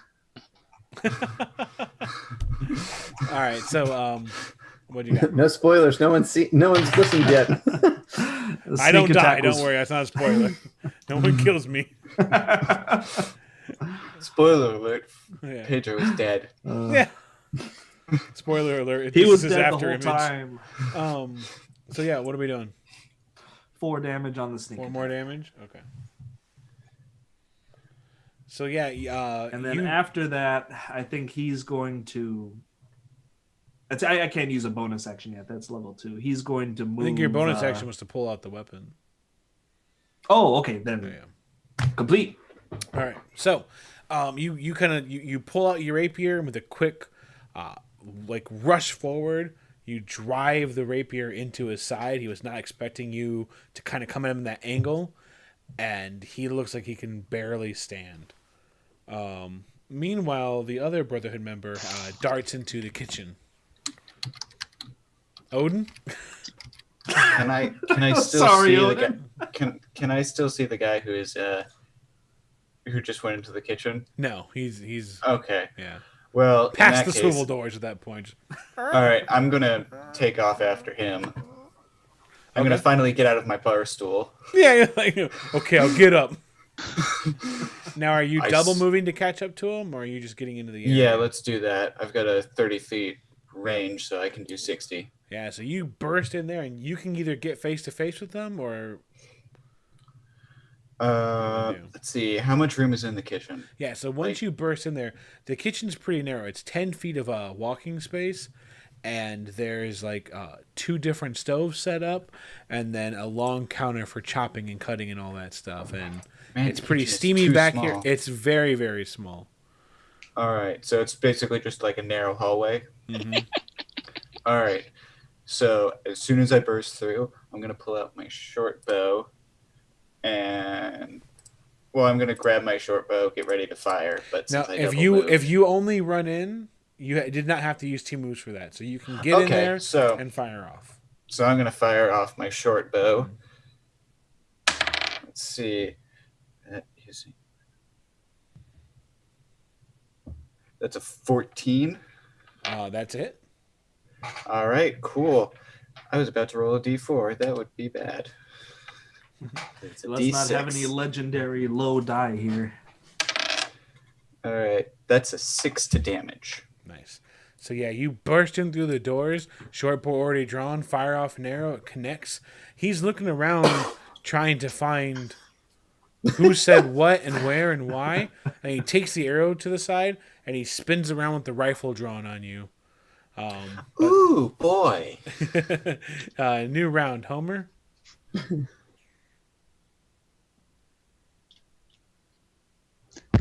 Right. Sorry. They forgot they were playing a game. Okay. Help how? I ask the forged. She's like, I can, if I can. I think that we're all here for the same purpose. Okay. All right. Let's.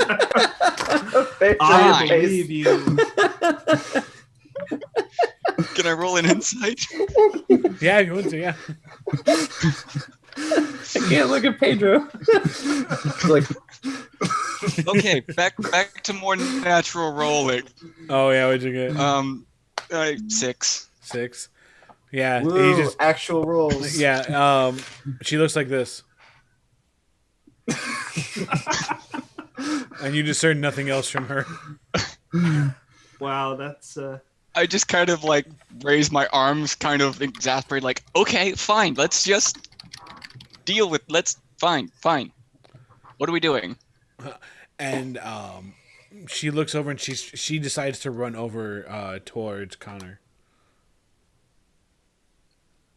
hi. Are you coming too? Hey, girl. The dwarf, the Brotherhood of Iron, is unconscious. Yep, there's one that's you had saved his life. You stay Why okay? would you save his life, dude? Because a dead Brotherhood of Iron dwarf in the bar would be bad. People have died in there Going to before. necessarily Clearly, there's a disagree. bloodstain over Yeah, there. but these are the people in charge. I'm gonna follow the forged for now. Yep. Just All right. trying to clean up the mess. All right, yeah. So I'm the one with the broom keep here. pace. That's my job. Connor? And help. Well, Wanna do it in the a forge just ran up to me, so I'm like, hi, excuse me, just 1 second, and I'm rushing after the guy with my gun. Like, I need that. Okay, but there's a dwarf in your way, so he's gonna get a free attack. Is that cool? Son of a gun. In my Fine, personal I'll opinion, fine. I I'll feel try like and stab that guy. Okay. I guess I'll kill him. With, can I get out my rapier and a stab at the same Yep, time? yep. All right, cool. Good. What was that? 9 plus 6, 15. That's a hit. 1d8. 8. 8. I like so it's like you see Connor and he's looking, he wants to run over there, he's like, real quick. Just like runs this dwarf through. The dwarf falls back, collapses, and is dead. Fantastic. There's no. We're not. Can I now paramedics move? are not going to make it over here in time. And then, you just kind of run over his belly and just take off running 30 or 25 feet. Okay. And it's like the forge is like, oh. Excuse me, I'll be back. Yeah. The Forge has done nothing this entire game. Yorick. Yorick is going to ready a firebolt if he sees that dwarf come through the kitchen door. Okay. Before then, he's gonna run over to the unconscious dwarf and stand by him. All right. He wants this dwarf alive, so he's guarding him in case anyone wants to pull a quick dagger on him. Wait, over the unconscious one? Over the unconscious one. Okay. So he moves over there and then readies his firebolt. All right. So the other dwarf that's back there with Odin, he lines up that rifle shot, and it looks like he's got it right between your eyes. And then Cool. suddenly he doesn't know how to use a firearm, so he misfires it off. But it was basically I rolled super low and a critical hit, so good thing there was disadvantage. Like that shot could have taken your head off, but he misfires right wildly. Thanks, Brian. You're welcome. Yeah, let's not get into massive damage rules on the first game. Huh? Yeah. I die And within then, 10 minutes. He thinks about it for a second. And he realizes what he has in his hands, and he barrels out the back door. Oh, well, can... Oh Shit. No. Uh-oh. None of my other weapons are good. Shoot. Not just, but oh god. Odin. All right.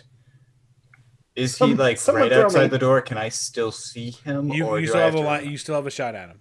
I am going to fire another arrow. All right. But after that, if I miss, or even if I don't miss, I'm going to run towards him anyway. Yeah. All right, that's a terrible shot. So that's an 8. Assuming it doesn't. Yeah. So it doesn't get out the door. So you find. All right. Yeah, you find the wall. All right. Well, I'm going to keep running out anyway. Yep. So yeah, you're within 10 feet of him. Okay, so Just so you know. yeah. Would it be possible to tackle him with my movement? No, you don't have enough move to catch up to him. So Darn. new round, Homer. Just to clarify from last round, Connor took out the dwarf between the kitchen and him, and now he's on the ground bleeding out too. He's dead. straight dead. Like he did way more damage than the guy had. Like this He's dead. yeah, this dwarf is yeah. You can try and save him if you want. All right, I'm gonna look over at the owner of the bar and say, "I'm clocking out early tonight," and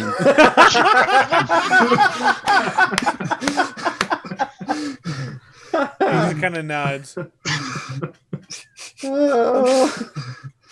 all right, in for a penny. So what are you doing? There goes my paycheck. Do they have checks in COG? Do they have hazard pay in COG? Neither. So what are you doing then for your actual action? Because you can talk for free. So I guess I'm gonna try and go to the kitchen, take a look at what's going on in there. all right, cool. So yeah, you double run, you double move. You get back there, and as soon as you throw the door open, you almost smack into the cloaked individual, Odin, that has been Odin Fogbrew. throwing daggers left and right. But that's as far as you can get this round. So, All right. Connor, Well, I would like to use my action to dash because I don't have very much. So I'd like to go my full 50 feet to chase after that guy. give me a perception check first. Sure. I got a 6. Cool. All right, never mind. So yeah, the door is just jam packed. Like you run over there, but like you've got a dwarf in your way, and then you've got like, well, no, I guess you wouldn't have almost run into. Sorry, you'd run over. What? But I'm nimble. I can walk through any large creature. Oh, that's right. So yeah, you run forward, and you see him in your way, and you kind of almost just like, you like tumble forward and like. Slide and kick off a wall or something and like get around him real fast. Oh, come on. I wanted to see the Three Stooges doorway scene here. Not gonna happen. Yeah. And yeah, you're halfway out the kitchen. You can't get out, but you can see that he's running, and this cloaked individual is running after him as well. Get my gun. I don't know who you are. What was the forge doing this turn? The forged is with you, so she runs off with you. Okay. Yep. Sounds good. Yorick. Oh man, Yorick is facing a very difficult decision here. Okay. Can he hear that someone went out the back door in the kitchen? Yeah. Oh yeah. Okay. So he knows this dwarf has a gun, and given his history, that scares the hell out of him. But he also really, really wants to interrogate this dwarf he has sitting at his feet. He yells to the barman, "Don't let him go anywhere!" And then he dash moves as fast as he. All right, then yeah. Give me an investigation check. Investigation check. 17. All right. So because you can hear the scuffling happening outside now, right?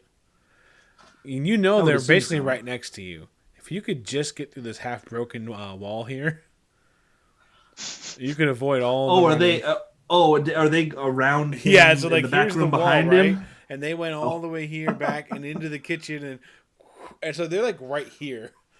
Oh, okay. Oh, I thought they were on the opposite This is wall. your moment. Save the gun. Yorick ponders how he could break through that wall. Yeah, if you Take have a an idea, stool. go Take a chair.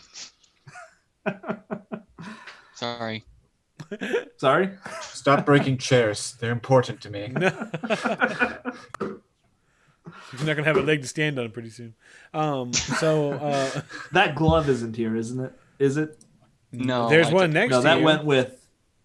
They all have gloves, so I mean, There's the one that died right in front of you. yeah. Ooh, Oh, I could have right, dual right. gloved. I could dual wield gloves. Oh my goodness! Yeah, Yorick is wondering whether he wants to waste time trying to crash through this wall or not. He looks around the room looking for something heavy enough to bash through it. I mean, there's a stool. There's a stool. Don't break that stool. All right, The last stools in he the whole picks up- place. He picks up the stool, mutters to himself, well, if they're going to order new furniture anyway, and then Might as well get a wall. bashes the wall. Make All it a right, matching give me a set. strength check. Strength check. You can do this. Ooh, that is I'm not a good imagining one. Brian has the best strength here. 5. All right. So you watch. Brian has the best strength. You watch as the halfling picks up this stool and he's just like, "What are you gonna do?" He just and hurts and almost like knocks his shoulder out of place and is like, "Ah!" The stool bounces back Yeah, and the whacks him stool on the like bounces head. off the wall. Is It kinda the rolls off to stool the side. okay? The stool's fine. Okay. Yeah. Cool. That Yorick, 5 isn't gonna hurt neither the stools nor the walls. Yorick wonders, why did I waste 6 seconds on this? And, All right. You should have Kool-Aid man through it.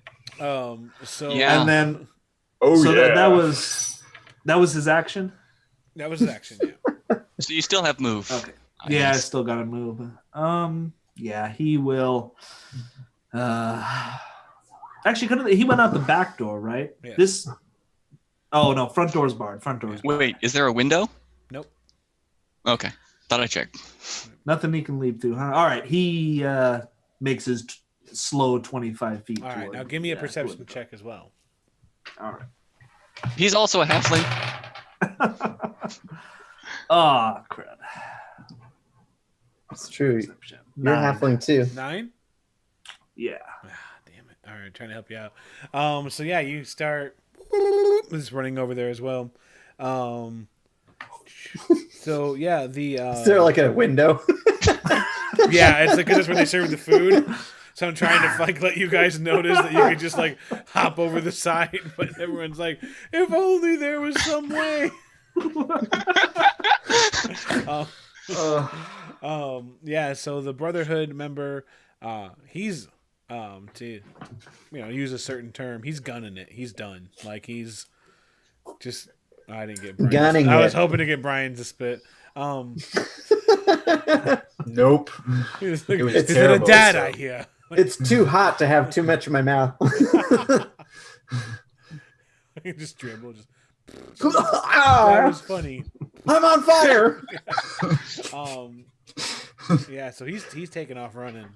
He's 60 I feet with- away from you now, 60 feet away. which is you can clear in a what you call it. I'm So trying to figure out how. What's my range with a short bow?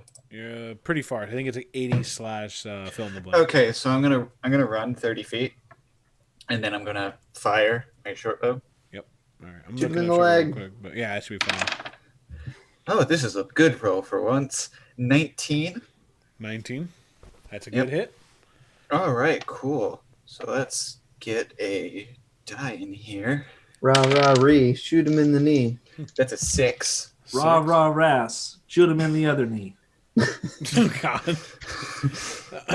All right, so that's you fire off an arrow, catches him in the shoulder, but does not stop him.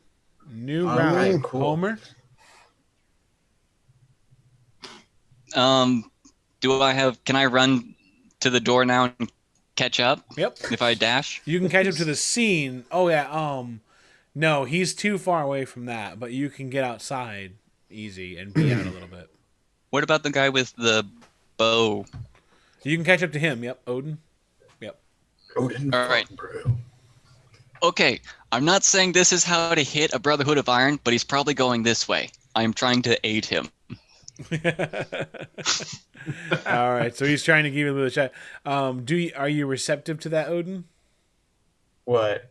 Him trying to help me? Yeah.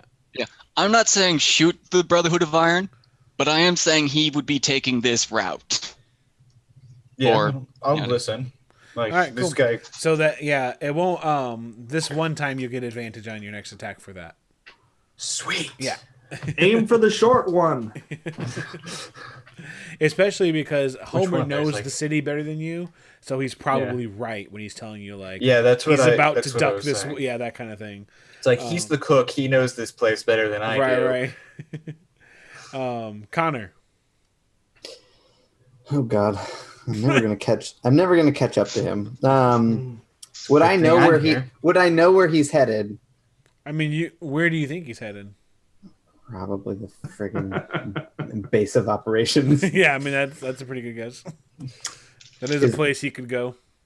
He's going to his is there any house. way to know like a shortcut? What's your background's gunslinger? So if any of you had taken the there is a background that lets you get shortcuts, you could have done that, but you don't have No. that background. I can not get lost. That's There nice. you go. Okay. Follow me. We'll get there eventually. All right. Oh God, this is just terrible. I knew it was one of these. Well, I'm gonna keep dashing then and just keep up as fast as I can because Alright, that's cool. not good. You can do it. You can do it. Someone throw me. Hurl me, boy. See, Yorick. since everyone here is short, I've Where's already thought of Colossus?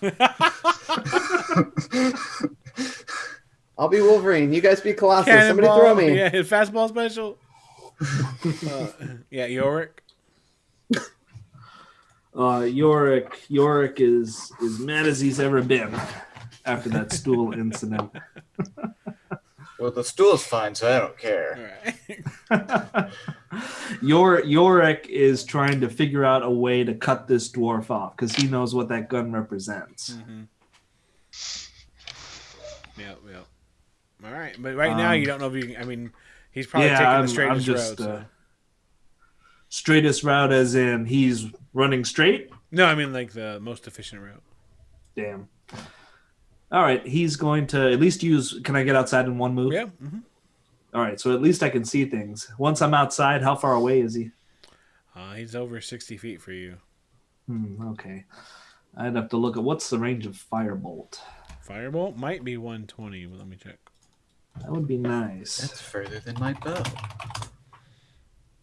And it Gosh can darn catch it. more stuff on fire than my bow. That's Can we just- first level, right? This firebolt It's a is cantrip. kind of like a tow missile thing. You know, I'm sitting there left, right, around the corner. Can I just be level 3 now so Fireball's that I can just 120 feet. call that gun back? Right. It's 120 feet. Oh, nice. There you go. Okay. So, So you could hit him, probably, maybe. Verbal and somatics. So All right, yeah. Yorick is going to cast Firebolt. all right. Firebolt, Is that, firebolt, 1d8? firebolt. Firebolt. 1d10.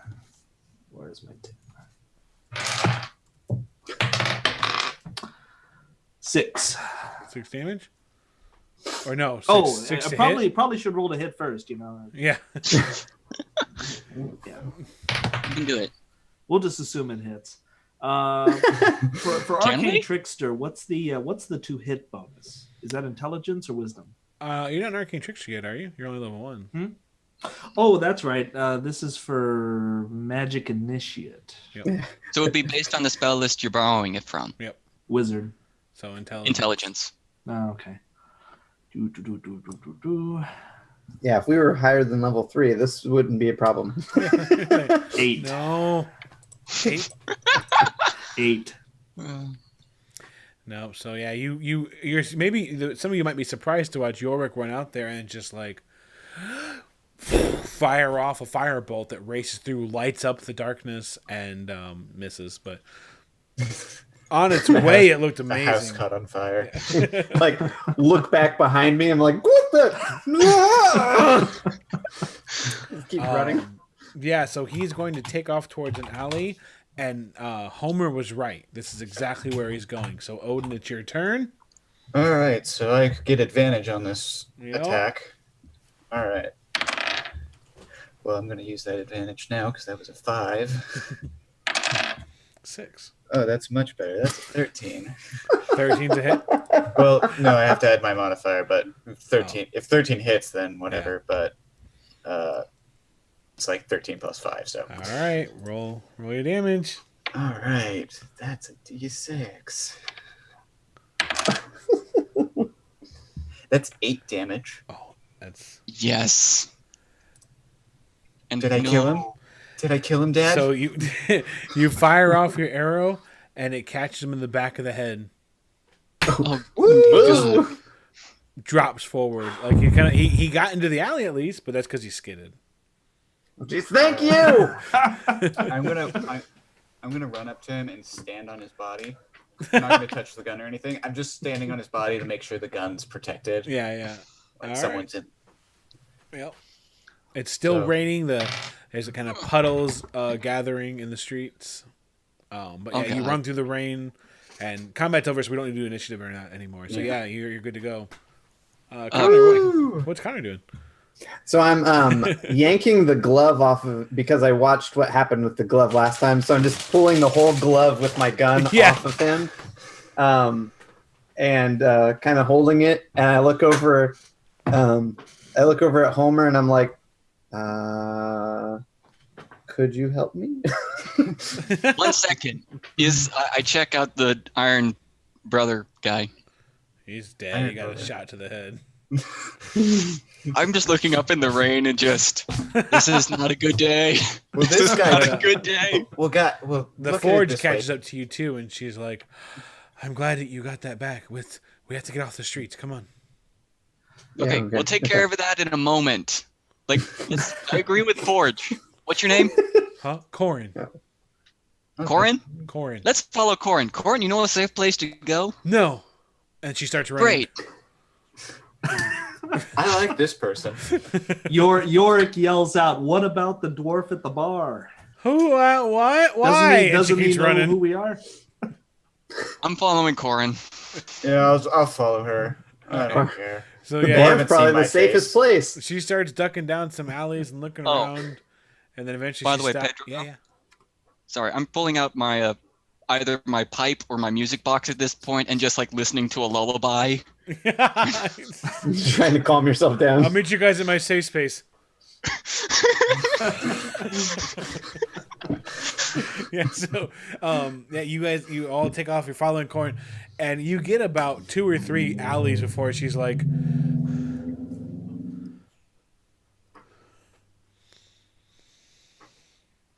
and she doesn't have no idea where to go. She's checking doors and stuff. Everything's locked. It's Cosmic. It's the lower city. All right. You don't even know where you're going.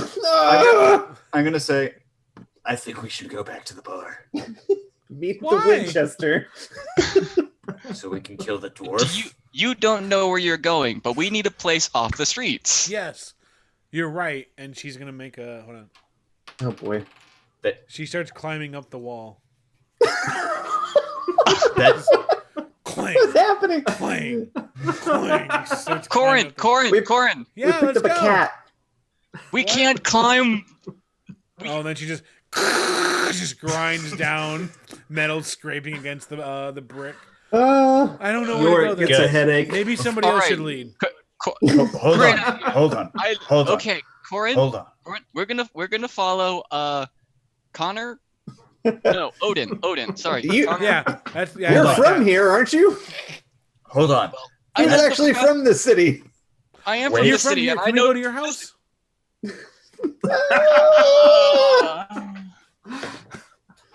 Hold All on, right. everyone. Everyone, hold up. That dwarf saw your faces. If he gets back to the Brotherhood, he knows who you are. You guys will be hunted. We need to kill him. Are you trying to persuade these people? Probably. Yorick would like to offer his assistance in persuading them. Here's the thing about the bar. One of the doors is significantly locked in a way that none of us understand. God darn it! It's just gonna block Pedro from my view. I can't do it. She doesn't have a reason to move yet. Like she's just like she's expressed herself, and she's We don't. The bar is like the safest Pedro. spot. It's got a bottleneck and everything. Let's go back there. Deal No, with that's the like for a dwarf. final stand. That's death. Pedro, I'm asking you about my character for like most of the time. It's kind of I know how to get to and from the bar relatively safely to my house. yeah. I'd rather not go to my house. Oh, but is sure, there any sure. other? Give me. Is there any other place I can think of? Let's do an intelligence check and see. Thank you. Yep. Well, I'll give you this choice. So the way I've done it in games before is that like if you roll intelligence, you may figure out a place to go. If you roll wisdom, you may get an idea of what to look for. So it depends on what kind of roll you want to make. I think I'll do with wisdom. Okay. All right, come on. Let's have some more of that unnatural luck. Right, Big money. 5 with my bonuses. There's got to be a building with a door around here somewhere. You got nothing? Back Go back to the bar. We need to take care of that dwarf. I He don't. hasn't seen my face, I assume, because I have this cloak stuff. Yeah, Yorick I have- agrees. We need a place to at least hide for a few minutes And you guys would be hunted. and get If this he- dwarf. Yeah. Does you anyone don't- have you a know, rope? Yes. I have a rope. Yorick has a rope. All I have a rope. Someone's giving her the rope. Sure. I'll give her Takes the my rope. Puts it over his shoulder, and then just starts climbing up. As he You finishes guys her- wait. How about this? You guys wait here. I'll go Corin, kill the keep- dwarf keep and come climbing. back. Go, A go, rope Corin. falls on your face, Odin. Cool. Let's Cool. go. Okay. Odin would, or Yorick would like to suggest to Odin that they go Grab the rope. and go grab the dwarf and bring it Here to we where go. they're at. Actually, okay. huh. We'll bring the dwarf with us. Yeah, Okay. Yorick just So- says to Odin, let's just The go rope get is that guy. dangling in Odin's face now, just like. Psh, psh, psh, psh, psh, psh. I Come on, look it's right unfazed. I'm unfazed. He just like- Corin, I don't think I can climb up. The rope slides over to Yorick's face. Psh, psh, psh, psh. Come on. Come on. Where are you even going? Yorick gives it The a good roof. hard yank. What? Yorick gives it a good hard yank down. Yeah, it's good. He gives it a harder yank. He's trying to pull her off the wall. What? Ah! Um, All right, I'm Is coming that the- down. is- She lets go of the Is rope. that the sound of her, down again? Yeah. oh, okay. All right. Yorick slaps her a couple of times across the face and tells her to calm down. God darn it. Okay, Excuse okay. me? Thank you. Okay. Thank you very much. What's All your right. name? You're an old man, right? Yeah. Middle-aged, little old. This is halfling. We don't do that. We don't do that anymore. That might have been okay for your generation, but it's really not cool, man. She said, It's not cool, bro. My name is Corin. We have to hide. I know. Okay. Let's Okay. go. So, we need to go take care. As a gunslinger, we need to go take care of that other guy. He and his friends were trying to steal my guns. I gotta go shoot him. I gotta do it. And Can I stab him instead? let's all just What? go. Let's all just go take a turn. Listen. The thing is that no one knows that they were there. Clearly. Fine. Well, you know we'll what? just all We need go to go mystery in the now. blue So train to the on bar, to the bar, to the bar, to the bar. Go. Because we've already Yes. spent 5 minutes standing here in the rain. All right. Go. Corin, we're going to the bar. This is All right, dumb. She Evie- yells as she follows you guys. Yeah, Evie, What did you she were yell? you were the This one is who wanted to go to the dumb. bar first, right? I Yeah, agree. probably. Okay. Yorick yells to them, "Stay here," and motions them into the shadows. Don't break up the party. No. It's just me. I can Never stealth. split the party. I can No. stealth pretty well, so We He's could not all going to do stealth. anything drastic. He's just The going to fighters peek in the help window. party. A yeah, wizard I'm just gonna go and slit the dwarf's throat and then come back. Corin looks so confused. She's like, she looks at the dwarf. She looks at Homer. She's like, "You tried so hard to save him." Wait, Yorick does. wait. look Are you confused going at back that to as kill well. him? Yeah, they want to Yeah. go back and kill him, dude.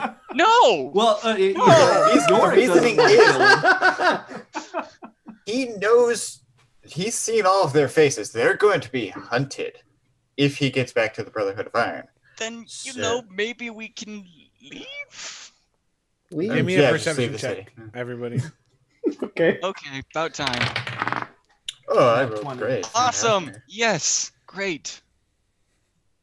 That's a 10. All right. Anybody that got a 12 or above is able to hear a lone dwarf running at you saying, "Stop in the name of the Brotherhood!" God Yeah, darn it. time to go. Oh. Is it the guy that you saved? Can I No. kill him? No, it's someone else. It's a different dwarf. Screw it, to the roof! Corin, go! All right. Yeah, he's Doing that. running down and he's just like, "They're over here!" How far As away is loud he? as he can. How far Too away is late, he? they're hunting us He's anyways. about like 40 feet away now. So Okay. At this point, we just need to go. We need to run. Okay, yeah, Yorick gives up. He Yeah, really wanted to interrogate that dwarf, but he's I was just gonna kill him because he'd seen your guys' faces, and it's like, well, you just killed first 2 Brotherhood of round, Iron members. so- Homer, what are you Son doing? of a gun. We're just using the same initiative from last time. We're just, Oh, we're he's still- right on top of us now. He's All right. 40 feet away. He's like, he's got his wrench and he's just like, "They're 40 over feet, here!" Yeah. All right, I'm gonna ask Corin. Corin, can you climb with my weight? And she's like, "I mean, you look fit, but no." Okay, because I can't climb. Let's run. Or we can kill them. There are Yeah, more but- coming. So Corin, I'm just gonna start running. Yeah, like Yorick back in the Yorick would yell, "Run, All right, she runs with you. Scatter. no. run together!" Meet up, you know where? We're right next door. We all run into Yeah, the you all bar. scatter into separate like alleyways and just stay right there, back against the wall. Connor, your turn. I look at him running towards us, and I look at my gun with a big stupid gauntlet on it, and I'm like, son of a. And I also take off running. I don't know. I don't have much. Well, remember to do. the Are you gauntlet's following on the me, handle. Corin, Like you or- could put the gauntlet on and use it. Oh, I could. Okay, Yeah, he I had was it, like- I was misunderstanding the gauntlet. No, he had called it, and then he fired it off once. I was So you- picturing it Attempted. just Oh. like sitting right up on the Well, barrel. well, in that case, Well, in that case, we're going to murder some fools. Yeah, you can Well, stick I'm your at little least gonna- hand in there and like into one of the Like, fingers and be like, it's not like disadvantage or anything, right? no. F it. I'll shoot at him then. Whatever.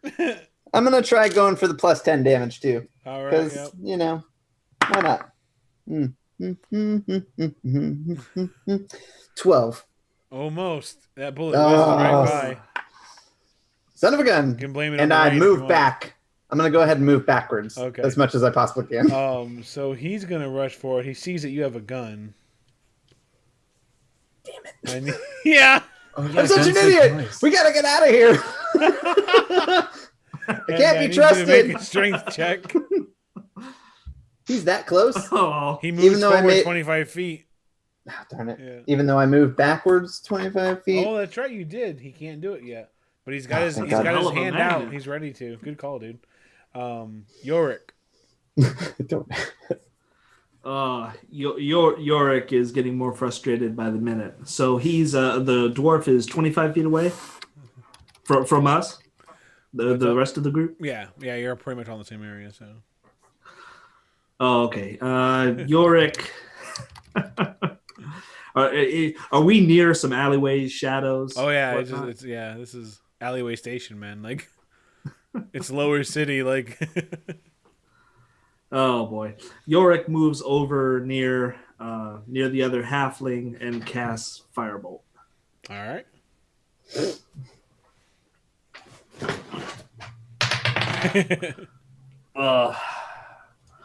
Or It's does not he? liking me tonight. One of these days, I'm gonna remember all my stat bonuses. One day. Oh, and you said it was an intelligence to hit on spells, right? Mm-hmm. Okay, 7. 7. All right. So yeah, you throw another fireball off into the air, and it races through the rain. It's strong enough to not just be doused out immediately, so that's impressive. But the accuracy isn't. Yorick curses to himself. Should have practiced more. Odin. You know, it was All right, Bard. he's charging at us, right? He's mostly charging at Connor at this point, but yeah, you're Cool. I'm gonna charge at him. Oh, nice. I'm gonna pull out a dagger while I'm running. Yep. Too. You can So- close distance and attack in this round if you want. Yeah. So I'm going to try and stab him. All right. All right. Do you get like running strength? No. momentum? Okay, that didn't work. That's an 11. An 11? No. So you come at him, but you kind of connect with his armor and you don't pierce through. Okay. Homer, your turn. Is it just me and Corin running? Yeah. And Corin has no idea where to go. No, but she's really interested to find out. Oh, how far away are we from the conflict? Like just like 60 feet at this point? Roughly, Probably yeah. less.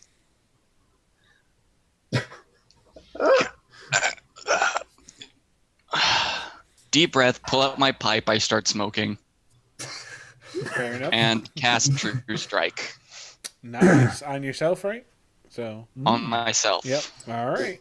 So yeah, you kind of you pull out your pipe, and then there's just kind of this rush of insight, and you can see what's going to happen for you in a split second. So Yorick gives him just the weirdest look. Smoking now? Connor. I'm gonna back up first, Yep.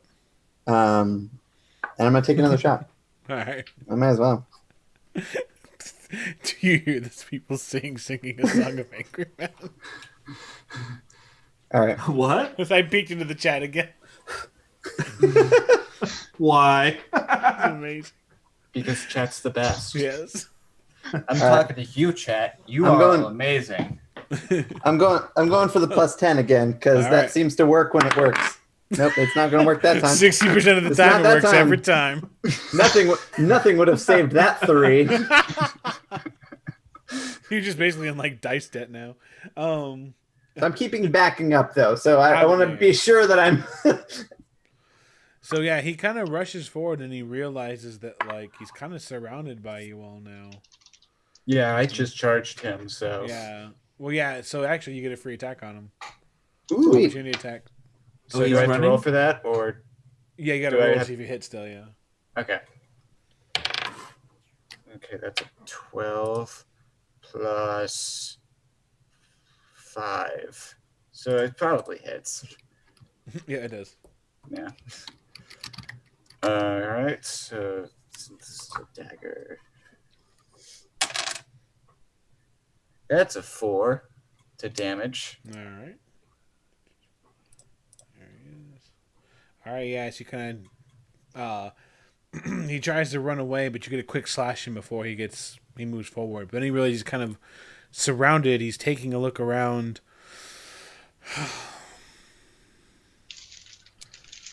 And he's eyeing an alley, but you're not sure what he's gonna. You know, he can't get there this round. Yorick. How far away is he from Yorick?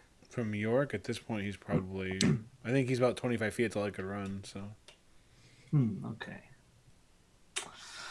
Yorick also doesn't want this dwarf to get away. He's just conflicted and confused. He still wants to run into that bar and get that first dwarf.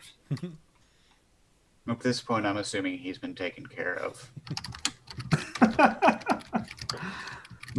Okay. He asked the group, "Are we running after this guy? Is it the Are we rain's doing this? downpouring? Are we doing this? We running or we going?" Running. Yeah, we should. Corin we shouts, should- "I don't know yet." Hold on just a second. Hurry up and decide. I'll We should- wait.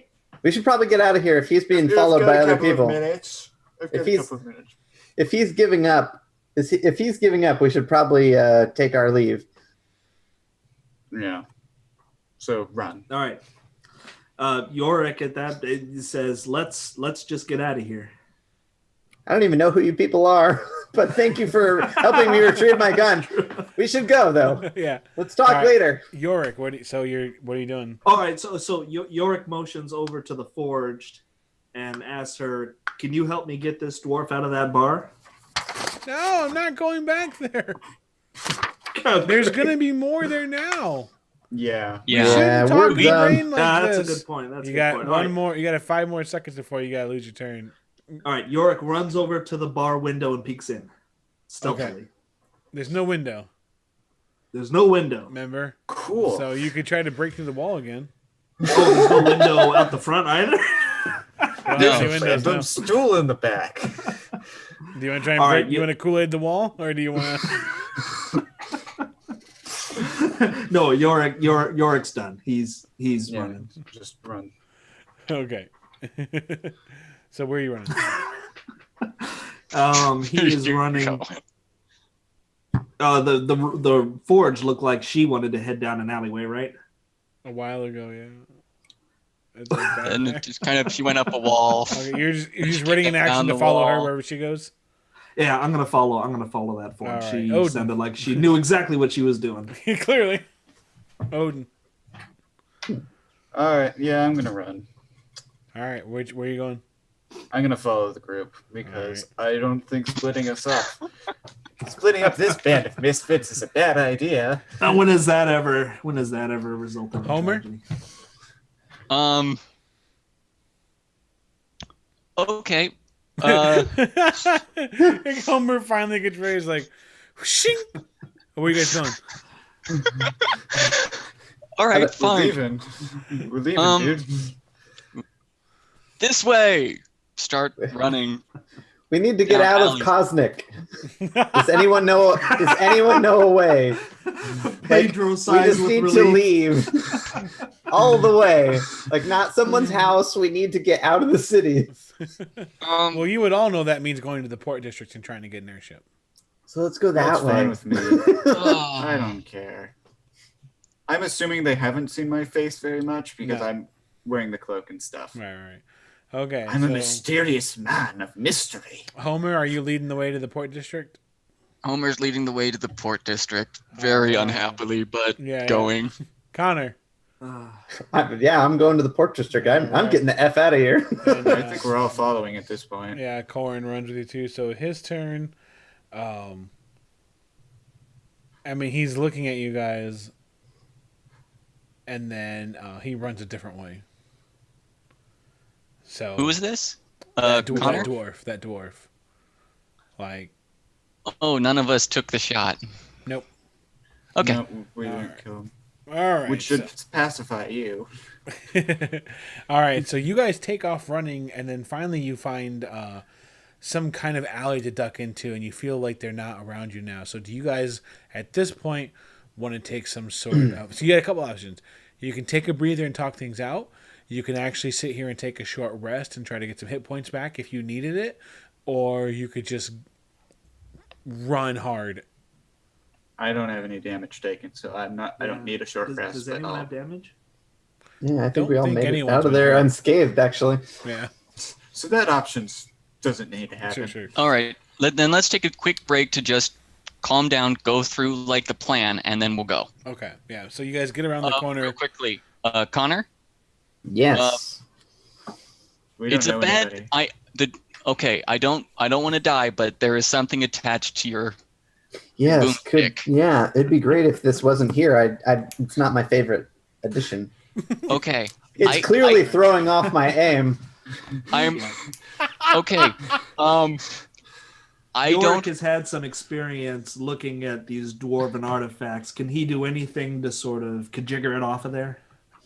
You might, given some time, maybe figure something out and get lucky. But Homer, do you want to just try something first? I was just going to babble you to sleep for a bit, but okay. Yeah. So you take it off. Yeah. Yes, I make it as complicated looking as possible. So Probably you even watch- more so than You watch as Homer more than really, the previous time because I have time. So Yeah, Homer really. I mean, these devices are insane. The amount of work, the craftsmanship, the effort, the knowledge it takes to operate one of these is clearly intimidating to all of you. But somehow, Homer figures it out and disengages the unit, and your gun is free. He pressed the Alright. button that says Can I- off. is it reversible or are they both right hands, left hands? I'm gonna roll to find out. You can dual wield if you want. I'm dual wielding these. So yeah, he slips Okay. on 2 of these gauntlets. All right, as long as we're taking You them can with us. unlock doors twice as fast. Because I was just going to ask if we could take one with us to study it for later.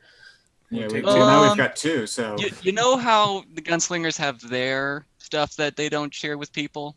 Mm-hmm. I'm just gonna hold the gloves up. Fair enough, Stew Cook. Fair enough. I won't ask you about your recipes either. I'm just Actually, gonna. I fill would up like to my know pipe, the start recipe, smoking, but- play some music, and take that short rest now. Yeah. Thank All you, right. though. So, anyone know what happened back there? I had been looking for someone myself, but it wasn't a dwarf. And Corin, she looks around to see if it's safe, and she's like, "The Brotherhood have been in something of a fury recently. From what I heard, one of their own's disappeared, and they can't find them, and it's been long enough for them to be angry. And I didn't want to be noticed by them, so I thought I would go someplace dangerous and hide out for a bit. But apparently we went to they the dangerous place. Yeah, I mean, so that didn't work out All right. for me. Yorick pipes up and asks, Real quickly, since you're trying to... just, Oh, go ahead. just because it's not a good place, if you're trying to go inconspicuous. Oh, Future reference. I thought it was like kind of shrug worthy. Well, the food was good. Okay. Was it though? Yorick remembers his one bite of soup. It was before actually he pretty good. disposed of It was really, it's some of the best stuff we've had. I didn't have anything there. Yeah. I had It's some of the best stuff you smelled. the bartender completely ignored me. Shady guy in a cloak. Not touching him. Yeah. Anyways, since what do I remember about the Port District? So the Port District during the day is a mess. It's long, congested lines that lead to long, congested lines. It's terrible. Now you can buy your way through if you know, like if you have certain, like they sell passage is represented in coin, and so the right kind of coin lets you bypass your way through a lot of lines and stuff like that. But for the most part, once you get into the Port District, you'll have to go to different airships and speak with different airship captains or their first mates and kind of size out what kind of where you want to go. Because every airship captain is usually heading somewhere else already, so you kind of got to go with who you want to go with, where they're going to go. Right. Would I know any of the captains, having Maybe the one you came traveled in a on. lot? Yeah, I mean, like if we run into someone, I'll let you know if they have a good rep or not. I would probably know someone as well, maybe, because I came in from Falas. Right. Now, what was the forge name again? Corin. Corin. Corin. Like that Fire Emblem character. Okay, yeah. Oh, is there? Yorick's going to... Yeah, What? there is a character called Corn from. Sorry. Is it? Sorry. No, it's okay. It's okay. I'm not mad. I stole the name from somewhere else, so I don't care. Yorick is suspicious that she was hiding. He pulls her aside and says, you were trying to avoid those dwarves looking for their missing friend. Do you know anything about this? I don't know anything about the missing friend. I just didn't want any. I know the brother. Why would they give you any trouble? You don't know anything. And then she. Yeah, but you? Real quickly, Yorick, have you met the Brotherhood of Iron? I mean, we did just meet them, but do you remember any of that leading up to our interaction? Can we see each other's backstories on D&D Beyond? No. No. Oh, okay. So No. none of you guys know about Yorick's run-in. Right. Nobody knows We anything. just met you. Yeah, we did even if just they meet you. could read, their characters wouldn't know. Their Is this short characters are rest not a good time for subscribers. some exposition? If you want to do it in character, yeah, this would be Yeah. great. Yeah. Okay. Yorick Sending you looks the details down on the and internet. Yorick looks down, curses, She and can pulls off his nose, pulls off his ears, and takes Oh, off God. his wig. Did I The notice fake- any of that fake with nose. Did I notice any of that with my passive perception of 18? Yeah, you'd known the whole time. I'm not surprised at all. So he's taking off these things, cursing, shoving them in his bag, Yeah. and starts pretty much yelling at the group. I almost found out where that Whoa. stupid blinking dwarf Whoa. was until Okay. Okay. until Okay. you all started a fight and Okay, I'm ruined sorry. my chance to find him. Okay. Sorry. What did Corn you kinda apologizing for? You moves helped the over. guy. Corin moves over to Odin and she's like, "Do halflings all have extra noses with them?" No. I just shake my head. Okay. She kind of pulls back. And so Yorick continues on. They've been after my family ever since they started trying to duplicate those darn firearms. And if you know anything, you need to tell me right now. who To the forged. Oh, okay. I'm sorry, I was thinking about your nose. What were you talking about? Oh God. I like this forged. He gets up in her face and looks like he's gonna try to slap her again, but thinks better of it because she's he notices the height difference for the first time, and he asks her slowly, "Do you know anything about that missing dwarf?"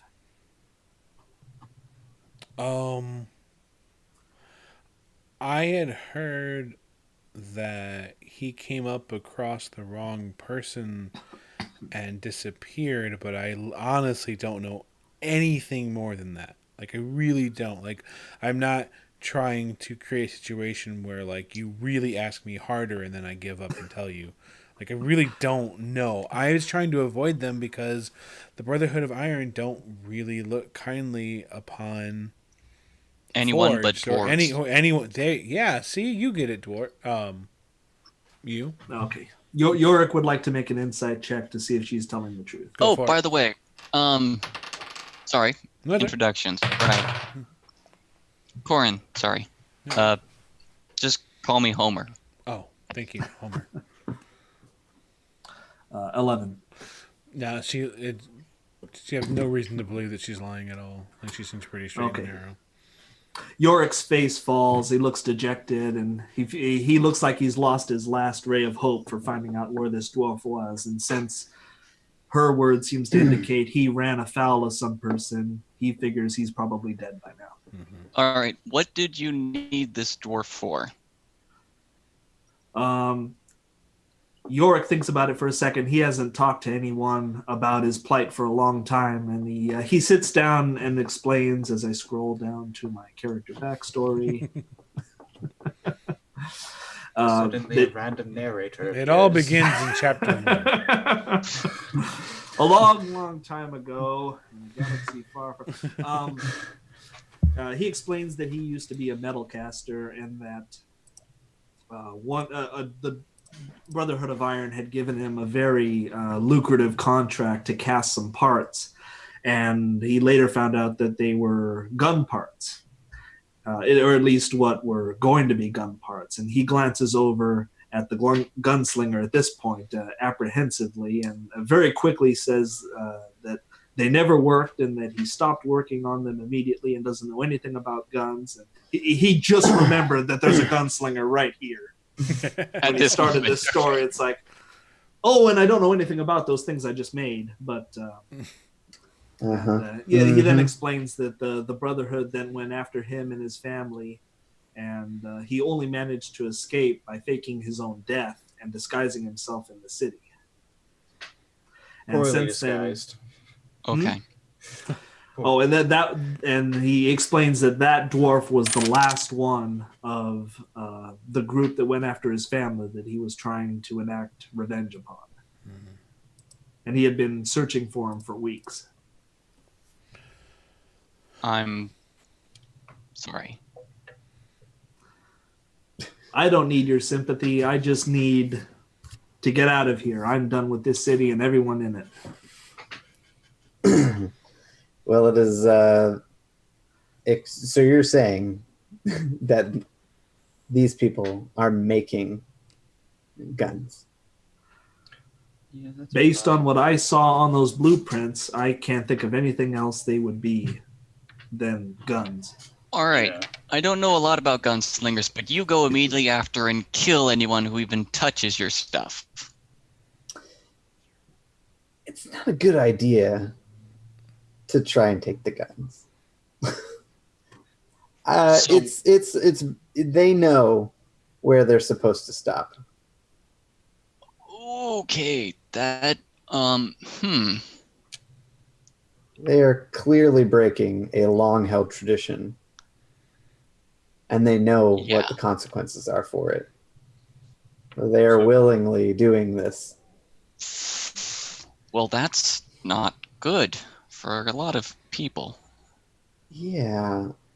Yorick interjects at this point that if they had to turn to him to create gun parts that they couldn't make themselves, it must not be working.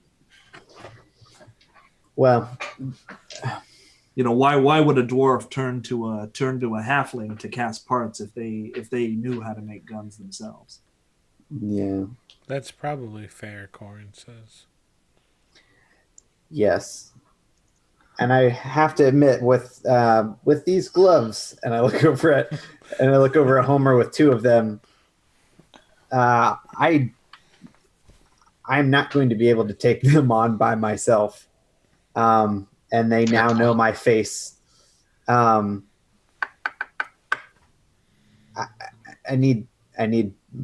would need more backup. This is atrocious what they're doing, but they can easily snatch it out of my hands. Then it sounds like what you need to do is get out there, get word out to the other gunslingers. Yeah. Corin says, "Are you all really leaving then?" Is there a Yorick says, "I'm leaving. I don't know what you all are doing, or even what you're doing here. Why the heck are you here?" Me? I don't. Yes. Why Why are you here? I'm looking for a friend, and I haven't been able to find him yet. And What's their name? I don't.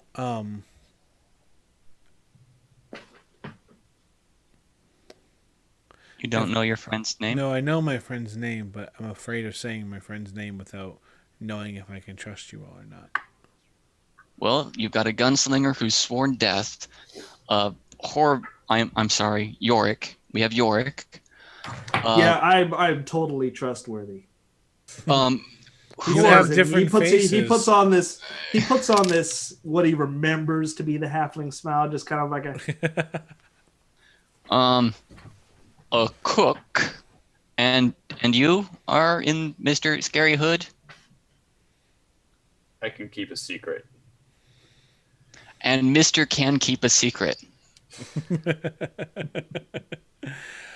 Well, That's my vigilante name.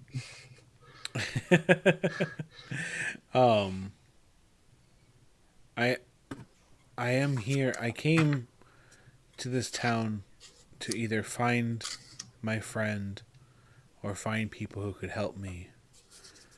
And she's kind of looking at Homur and she says, I think there's something about some of you that might really be able to help me out. If you're interested, I can talk to you about this, but I would feel more comfortable if I were paying for your services so that I knew that we were all on the same page. Well, tickets out of the city are expensive, and, having that money covered could be beneficial. Yeah, And then Yorick asks, do you have enough to get us onto an airship? And then she thinks about it, and she's like, that is true. I actually do have enough to get you right. Yorick here. would say... Then we'll help you as best we can, as long as it doesn't put us in... Well, we'll do the best we can, That I guess. is now my plan. What? That is my plan. That's why I'm here. If you help me with my situation, then I will give you the gold necessary to fly wherever you want. Yes. Yorick's completely lost at this point. He's lost his only life's purpose in trying to find this dwarf, so he just doesn't care. He throws up his hands and says, all right, I'll consider that payment. I want to make an insight check to see if she's telling me the truth. All right. Even though it's very clear she's not. I probably will too. I trust her, I just don't know. That's a 14 to insight. Ooh. So 2 plus... Okay, I got a 19. I was doing the math to go a different way. Like 2 plus 4,000. Yeah, No, both this of you isn't feel my like own- she's trustworthy. You don't see any. Her mannerisms might be a little weird because maybe she doesn't interact with people a lot. Yes. But and she doesn't know to change. straightforward. She doesn't know how to. She doesn't seem to know when to relax her expressions, so she'll just leave her expressions on from the last thing that she did. Yeah. But otherwise, Kind of noticed that. Yeah. she's pretty trustworthy. It seems. Does this friend have anything to do with the necklace you wear? Necklace? What necklace? Infinity and necklace? she goes, oh, around my, and it's an infinity loop around her belt. Oh, okay. Yeah. And she goes, I would be no, referring to that's that. my holy symbol. You are a cleric? I am. I'm a member of the Church of the Source. Right. Okay, cool. Now, for those that don't know, the Church of the Source, depending on how much you know about either the far-off kingdom of Falas all the way to the west, or depending on how much you know about the Forge have a religion that centers around something called the Force. They believe... the Source, sorry, not the Force, Jesus. Dude. Don't, Yeah, I know. that might be okay. But they have a religion that centers around this idea of the Source, and they have come to believe that while they were created for a purpose, that they're powered by something else, something that connects all of them. And so there's only one church, and it's in Falas, but she seems to be a member of that church. Okay.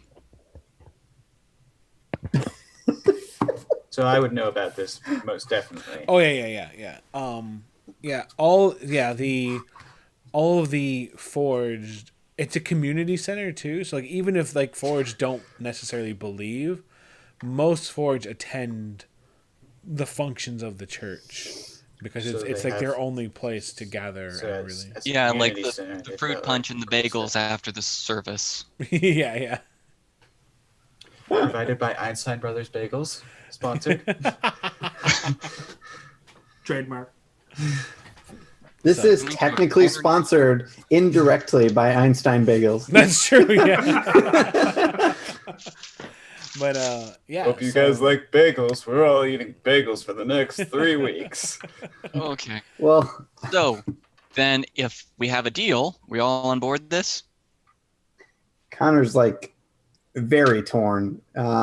Yeah, it just thinking about like the creed that he's taken to remove people from the earth if they try and get the gunsmithing.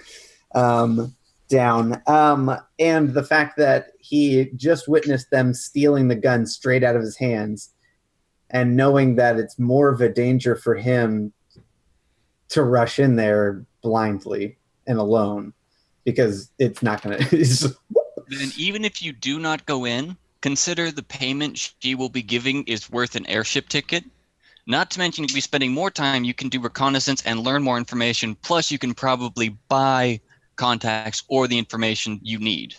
And This is a pretty good deal. Yeah, and she kind of leans forward and she says, I think we both know. And she has like a level of sincerity that you maybe kind of catches you off guard, because she's suddenly kind of like, whether she's exposing more of herself or what, but she kind of leans forward and she's like, I think we both know that at this point in time, none of us are ready to take on something like the Brotherhood of Iron.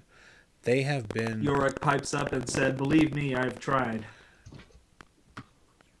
What I'm about to ask... What I'm about to ask you all to do is something that I don't want to say is more important. I wouldn't disrespect the personal journeys you're all on. But the individual I'm looking for is of the utmost importance. And I assure you that beyond the monetary award that you'll receive in order to get out of the city, the help that I'm asking you for, I've run out of words. I'm not really good at this. That's why I went to money right away.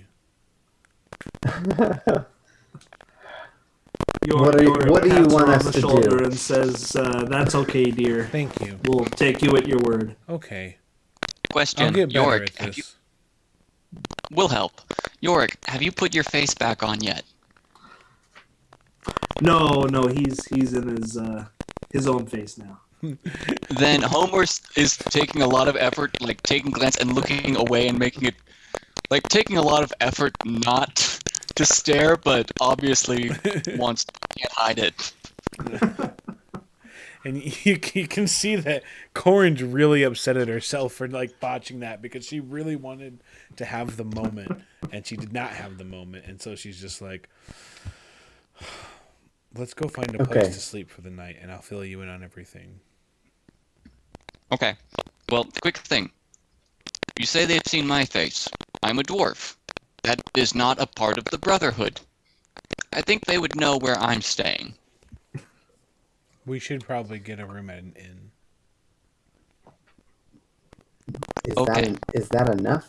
Or should we try to sneak our way to the port and sleep on a ship?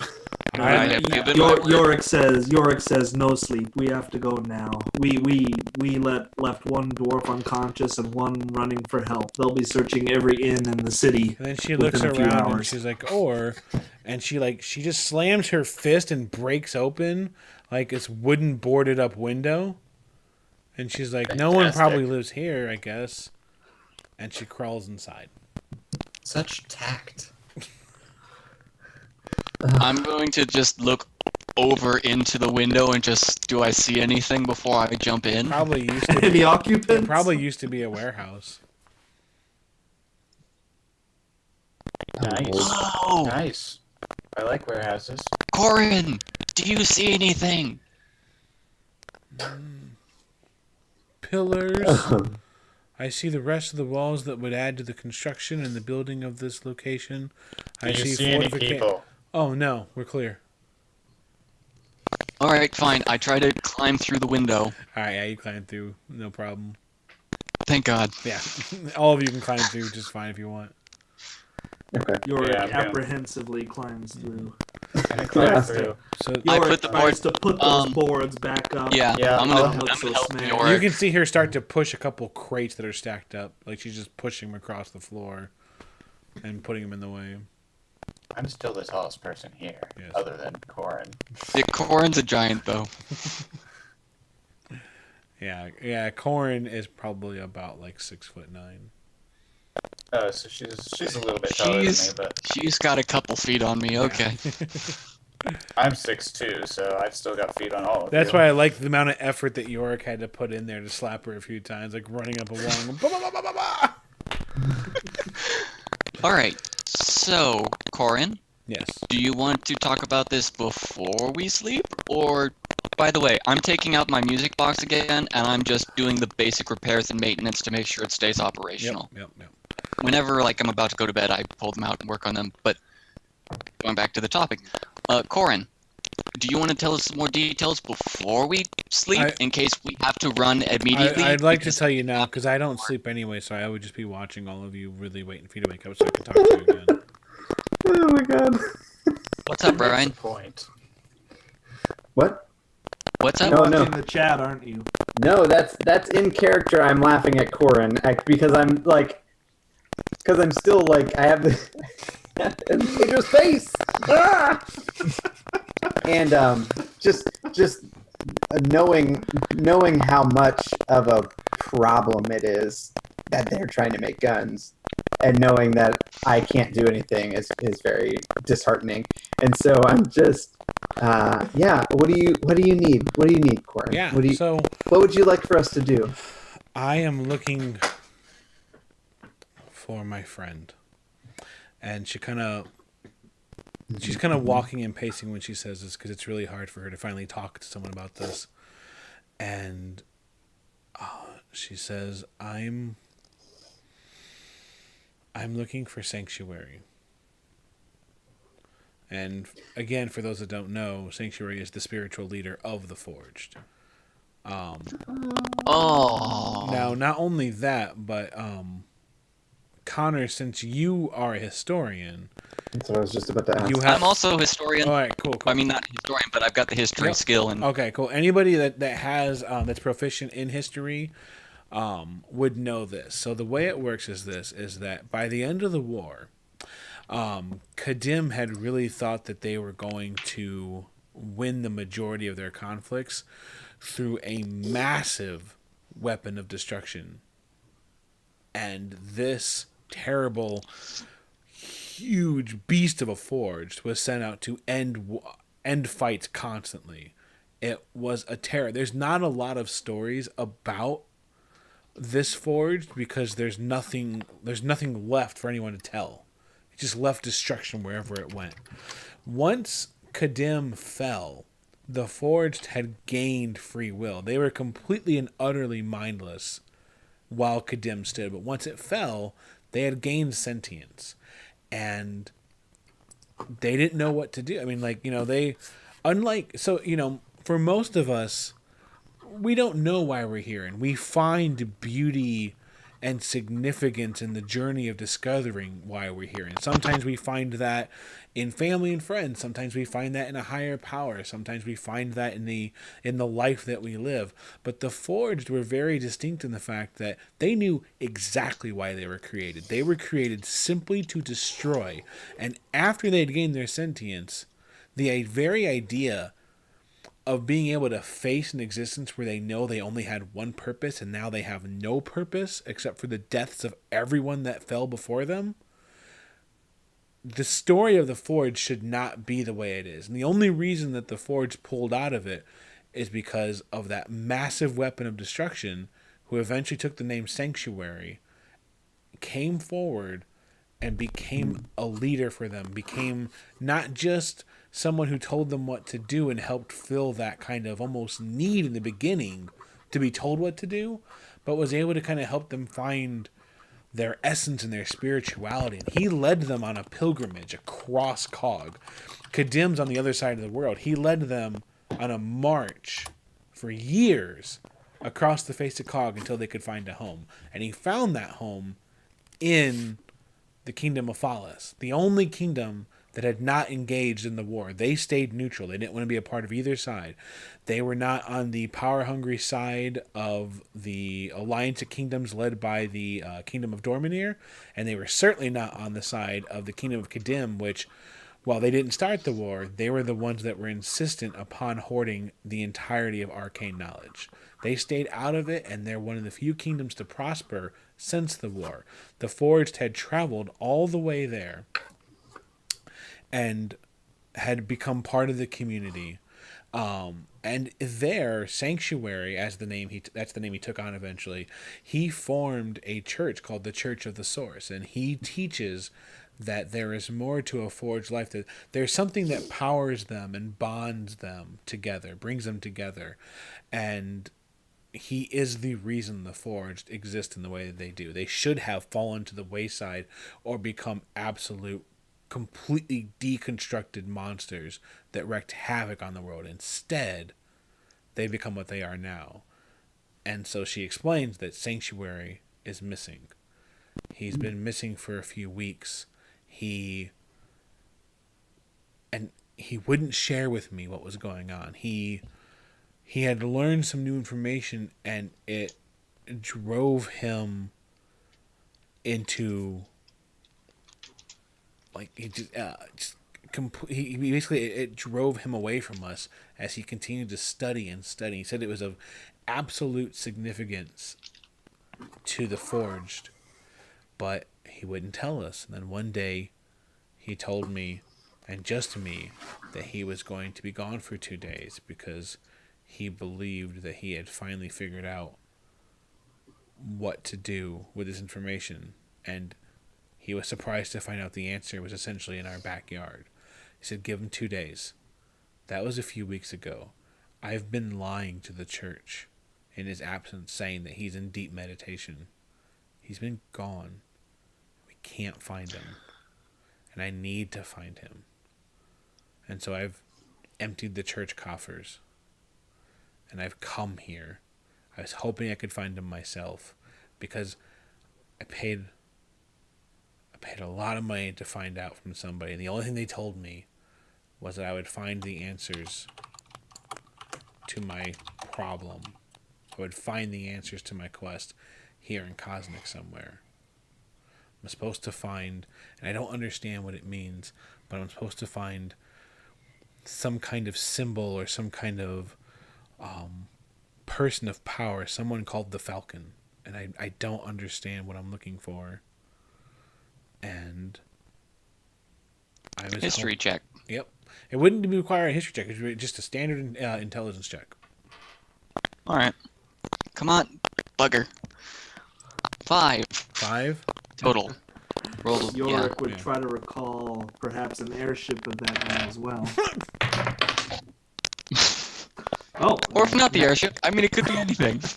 it could be anything, but he got a nat 20, Nat so 20. he'll probably figure it out. Yeah, so there's an airship called the Falcon, that has some sort of reputation amongst airship captains. So Yorick says, we need to get out of here anyway. Maybe it's good luck that we just head to the Falcon.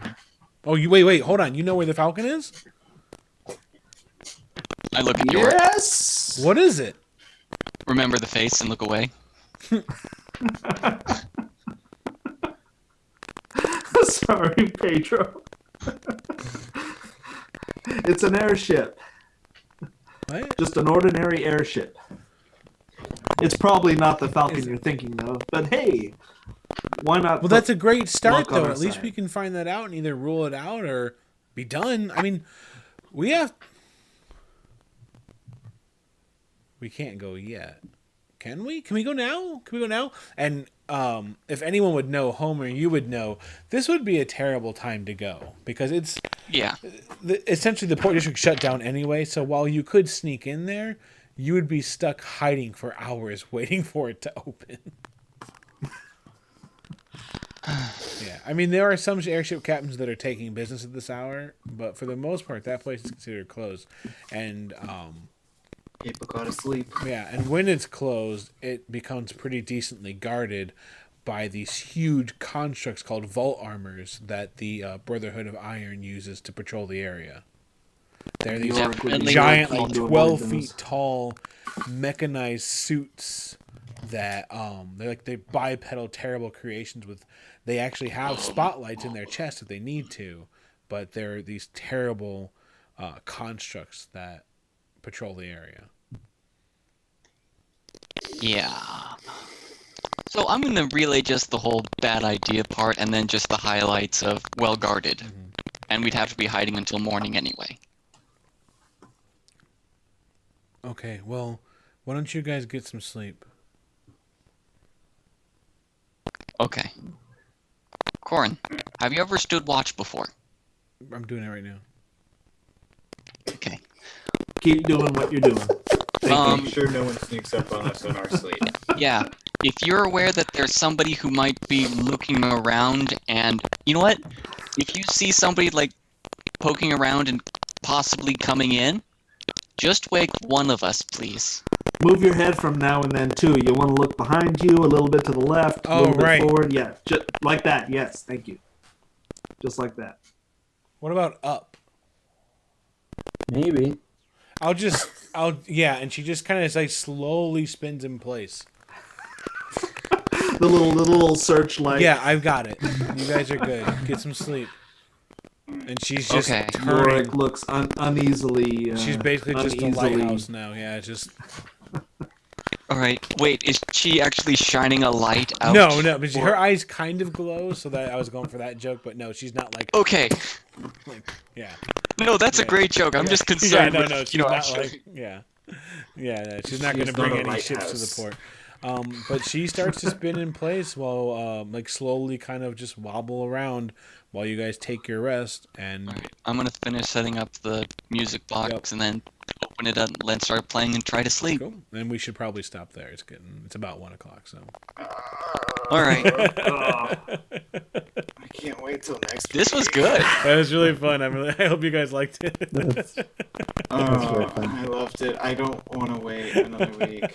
Yeah, it just feels like we scratched the surface. Boy. Cool. Yeah, like okay, we're all together and we're all on the same team now. Oh man.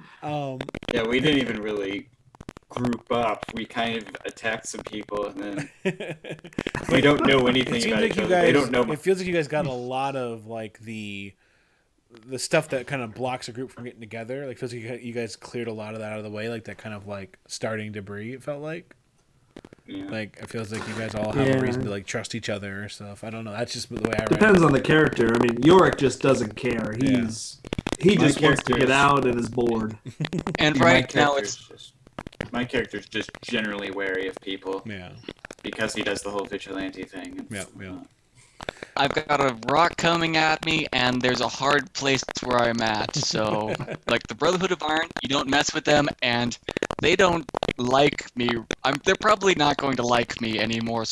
And then there are the gunslingers. So Well, I want to take a second to thank everybody who tuned in today and watched and hung out with us. I hope you guys had a fun time watching us run around and get crazy at some points.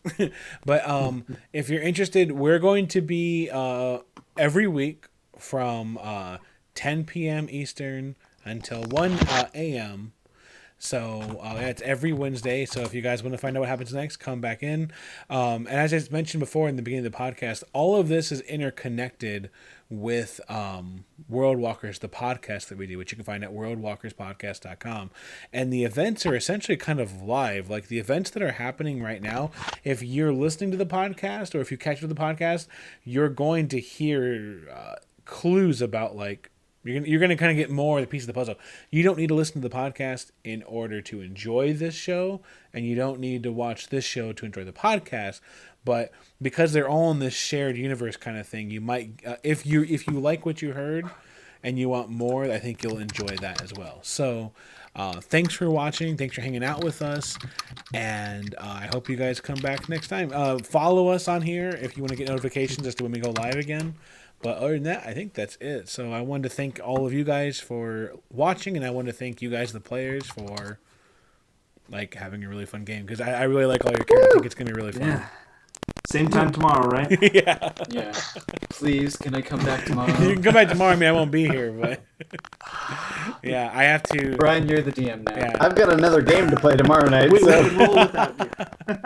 No, I have to edit the podcast. We're recording tomorrow, our otherwise- We're recording our podcast Brian, tomorrow. Nice. Yeah, plug it real quick. Oh yeah. Yeah, I'm in another D&D podcast called Awful Good. You can get it on iTunes or pretty much wherever other than Spotify. Wherever fine podcasts are sold. That's right. would you be able to put the link in the Oh yeah, Chat. yeah. Put the link in the chat. I could, yeah. I'll do that too. You're gonna put the awful good link in chat, Nope. Pedro? All right. There we go. All right. Woohoo! You can also follow us on Twitter at WorldWalkers. Pod. We're walkers. So yeah, all right. Well, we'll see you guys later. So who plays a ukulele for our theme song? We do need a theme think I song. might have There must Trying to think of always be one. one. Yeah. But all right. Thanks a lot, guys. See you next I- week. Just for my own sake, I'm sorry. What's up? Are we going to be clocking out the same time as we kill the feed, or is the feed going to be killed and? I'm gonna kill the feed right now, but we're hanging out for a second. So, All right, thank you. Sorry for No, the it's okay. breaking of narrative. All right. So all right. See you guys. Bye.